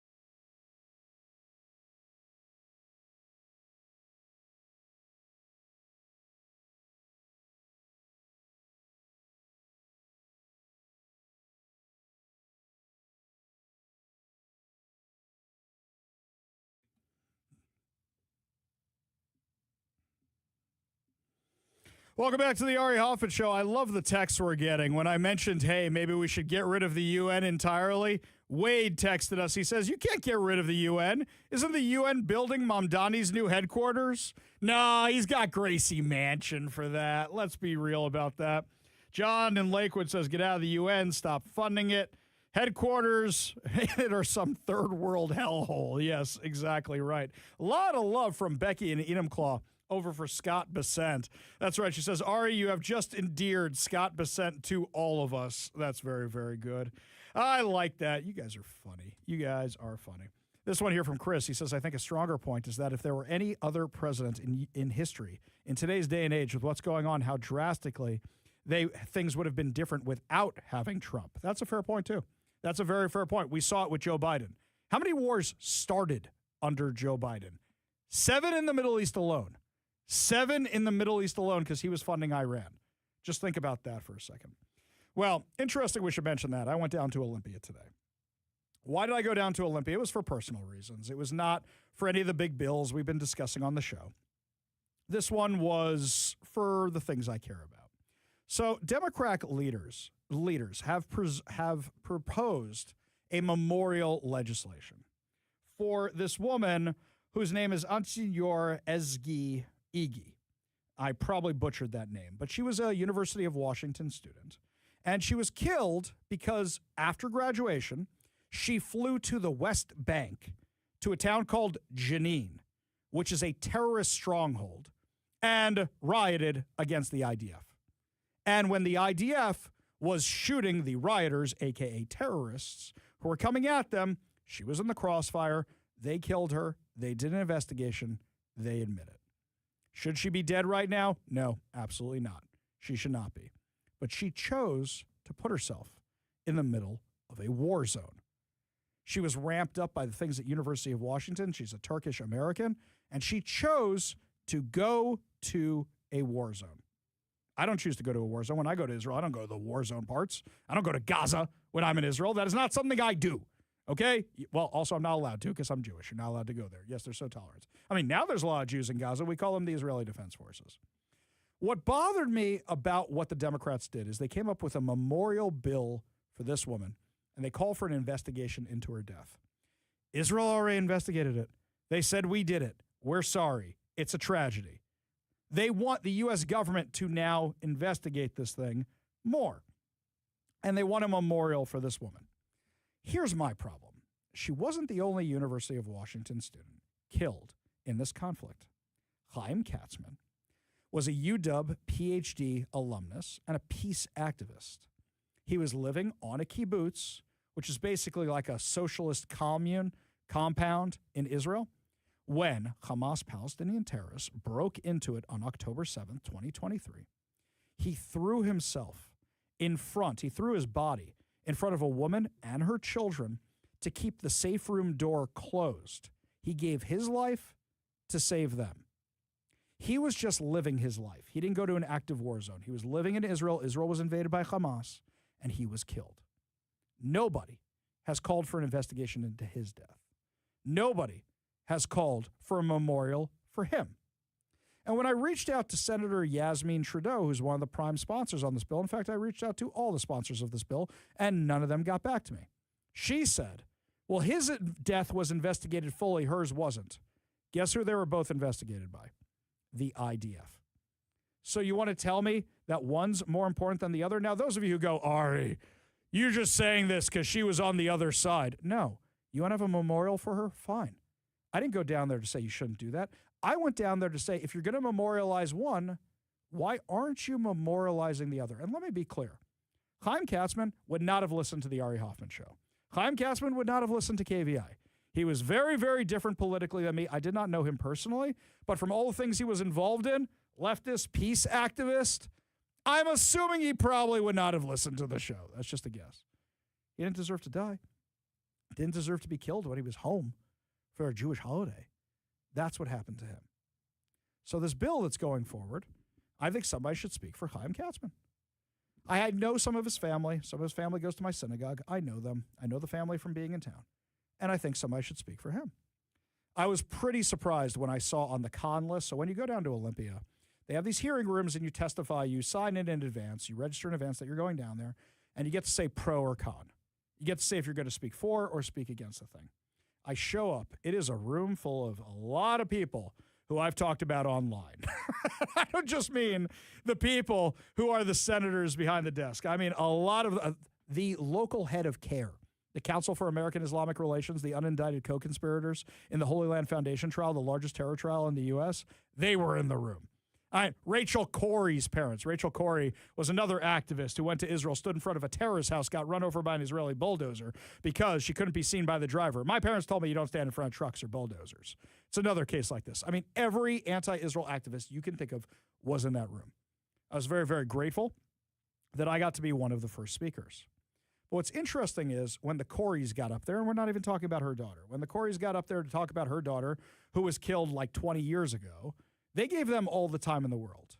There was a guy before me who I didn't know who was testifying against this bill. He was taking it more from the don't be anti-Israel approach. They cut him off. They cut me off. But the people who were for their little bill, they gave all the time in the world to. In this clip, you're going to hear a little piece of the guy before me so you can hear how Manka Dhingra cuts him off. And then you're going to hear my testimony. And able to give some examples that I've just got two more points to make if you're able to extend the time. Thank you. Send us that email. We're happy to take a look at that. Go ahead, Ari. Good afternoon. Thank you for having me. I reached out to the sponsors of this memorial to ask why the bill only mentions one UW graduate and leaves out Chaim Katzman, who was killed by Palestinian terrorists while shielding a woman and her children in a safe room during the October 7th massacre. The only response I got was from Senator Trudeau, who told me that the facts of Chaim's death are well established and this young woman's tragic death was not meaningfully investigated. I would like to point out that both of their deaths were investigated by the same agency. But the sponsors of this bill accept the findings of Katzman's death, but not this young woman. Why? Because the IDF admitted her death was their fault, but unintentional. Here are a list of things that none of you have called to investigate.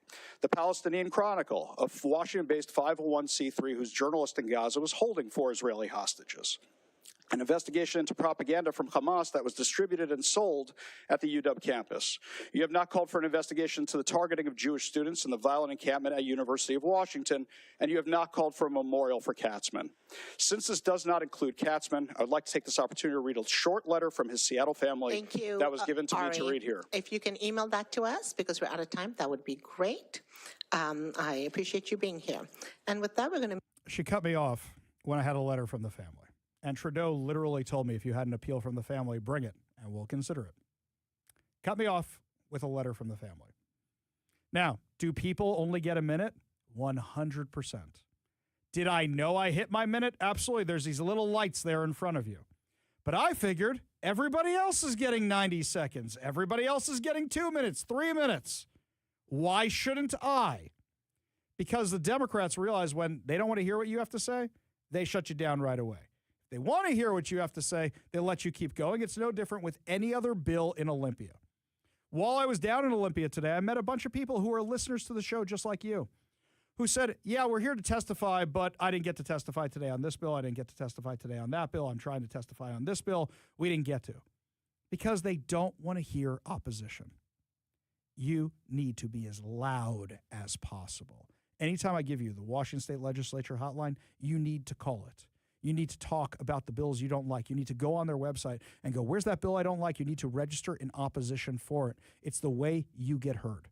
Decisions are made by those who show up, and we need you to show up. I was actually remarking to one of the people I was talking to down there. We're walking out of the hearing room, which is in a different building back to the Capitol, and I see the Capitol, and it's magnificent. It is magnificent. The Capitol in Olympia, one of the most beautiful capitals in the U.S. I said, it's too bad it's so beautiful because such awful things happen in there. You guys could be the ones who help stop the awful. That's what we need from you.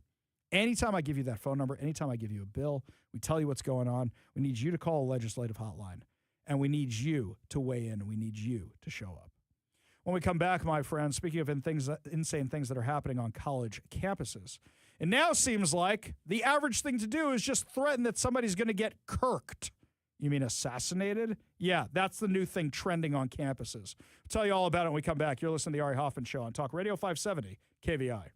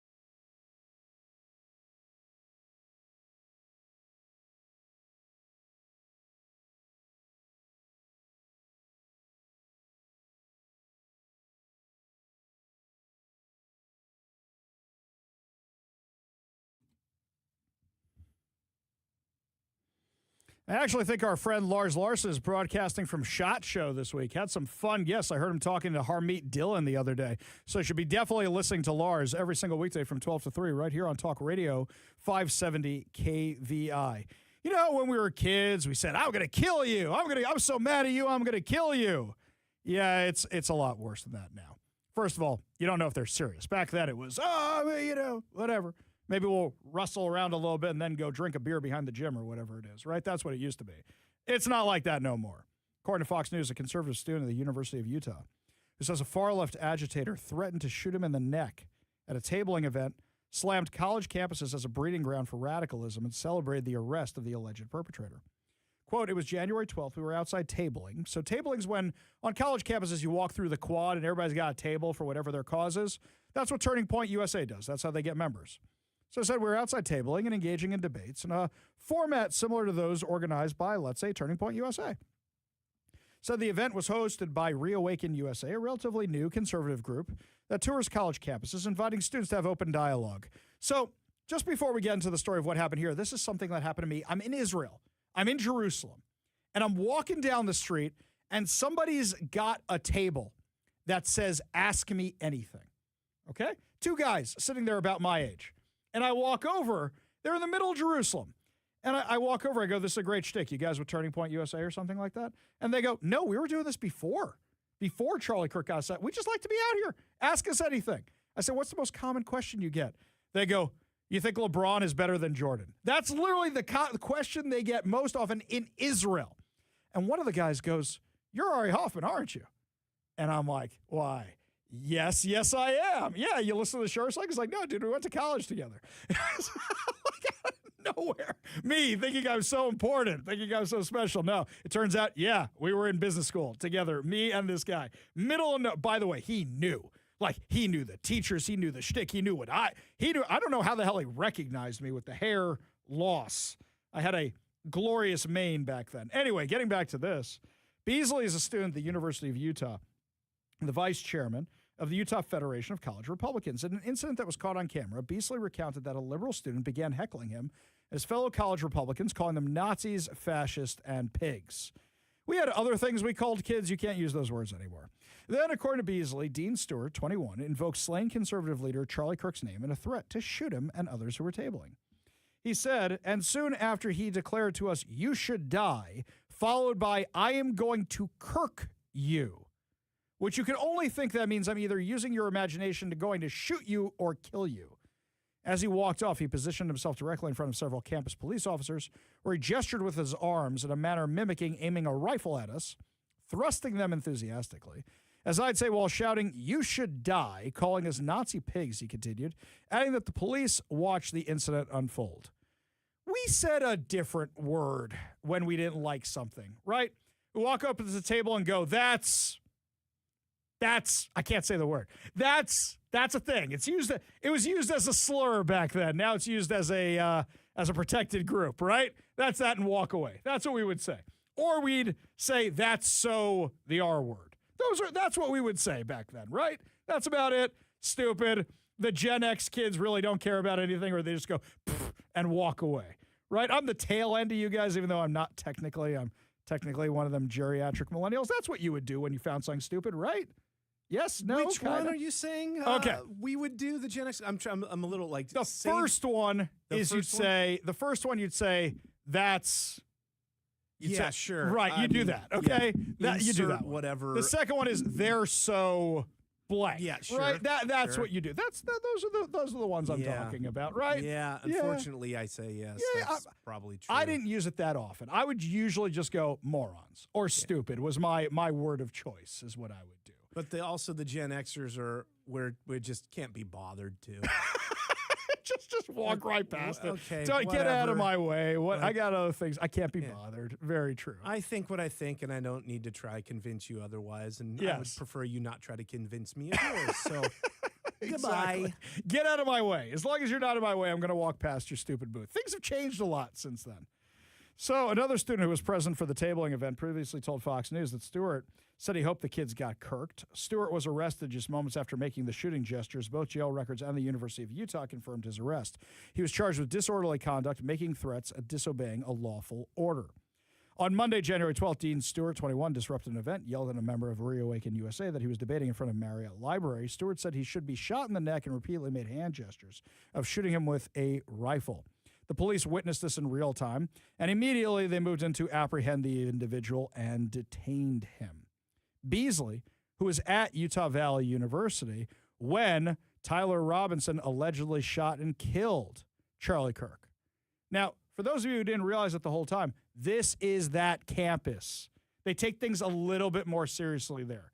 Like, don't make a 9/11 joke in New York. Maybe with the younger generation, you can, but not my generation. We don't like them. I know the young kids like the 9/11 jokes. It's twisted. I don't like the 9/11 joke so much. But you're making this joke at Utah University? Bad move. Dumb move. Does bring up some freedom of speech questions. Does. If the kid had a gun on him, I'd understand. But this here, I was just going to say, you're talking about 9/11. You know how long ago that was, right? And, yeah, I mean, it's so long ago that my 21-year-old son makes the 9/11 jokes and he wasn't born yet, right? My 18-year-old son makes the 9/11. My daughter, my 15-year-old daughter makes the 9/11 jokes, and both of their parents, shall we say, are a little sensitive on the topic, but they like to see if they can make the joke at their parents. Yes. Yeah, and what this other one happened like what? How many months ago now? September. It's just October, November, December, January. Not even 4 months ago. It's wild how the news cycle just moves, man. Moves like that, just Yeah. like that. Like it seems like it was years ago. Yeah. It seems like it was 4 months ago. 4 months ago. Well, on that note, only good news to wrap up the show. Good news headlines put a smile on your face so we don't have to talk about political assassinations anymore when we come back. You're listening to the Ari Hoffman Show on Talk Radio 570 KVI.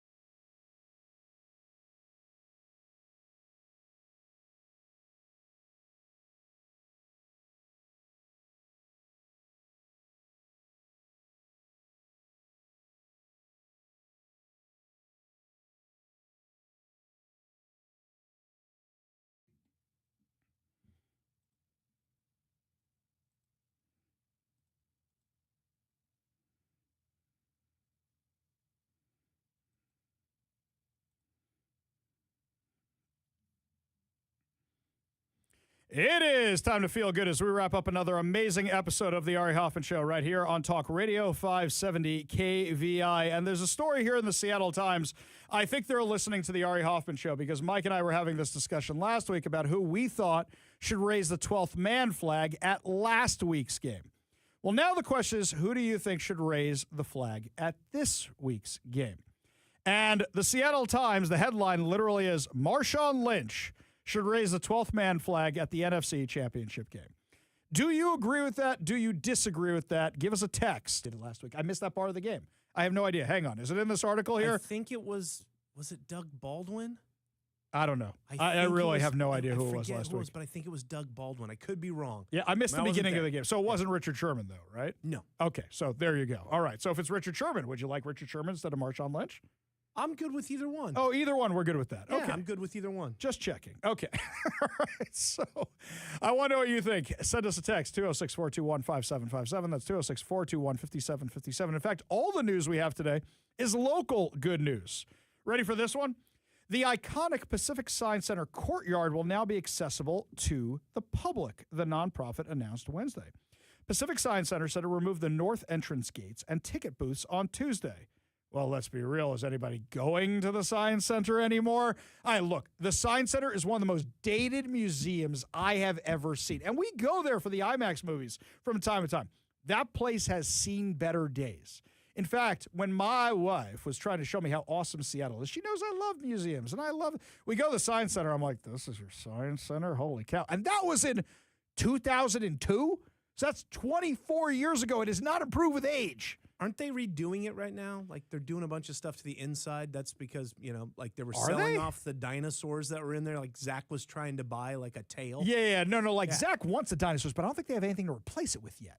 I think they're just clearing stuff out. Yeah, I think they're redoing it completely. Okay. And I think while they're doing that, I think maybe that's why they have access to the courtyard. I think the courtyard's pretty cool looking. The courtyard is pretty cool. The problem is, for those of you who've never been to the Pacific Science Center, you have multiple buildings. So showing your tickets at multiple buildings can be annoying. But then again, you have to have special tickets for the special exhibit in the special exhibit hall or the IMAX thing. It's not just, here's my phone, here you go, you're okay. Maybe now it's the phone. Maybe they've upgraded. Finally joined the 21st century. I remember when they had the Star Wars thing. Did you go to the Star Wars thing? That was pretty cool. It was the science of Star Wars. So you get in the little cockpit of the Millennium Falcon and you fly around the galaxy. And I'm like, excuse me, it's a long time ago in a galaxy far, far away. They would never fly around Earth. Thank you very much. Anyway, it was very cool. It was about robots. They had droids. It was very well done, actually. I think the last time I was there was when I went to a Laser Dome show for Pink Floyd back in my 20s. God knows what you would find on those little benches if you had a black light. Yes, the Laser Dome. I used to take the teenage youth groups there all the time. I knew what went on, but they were happy. Okay.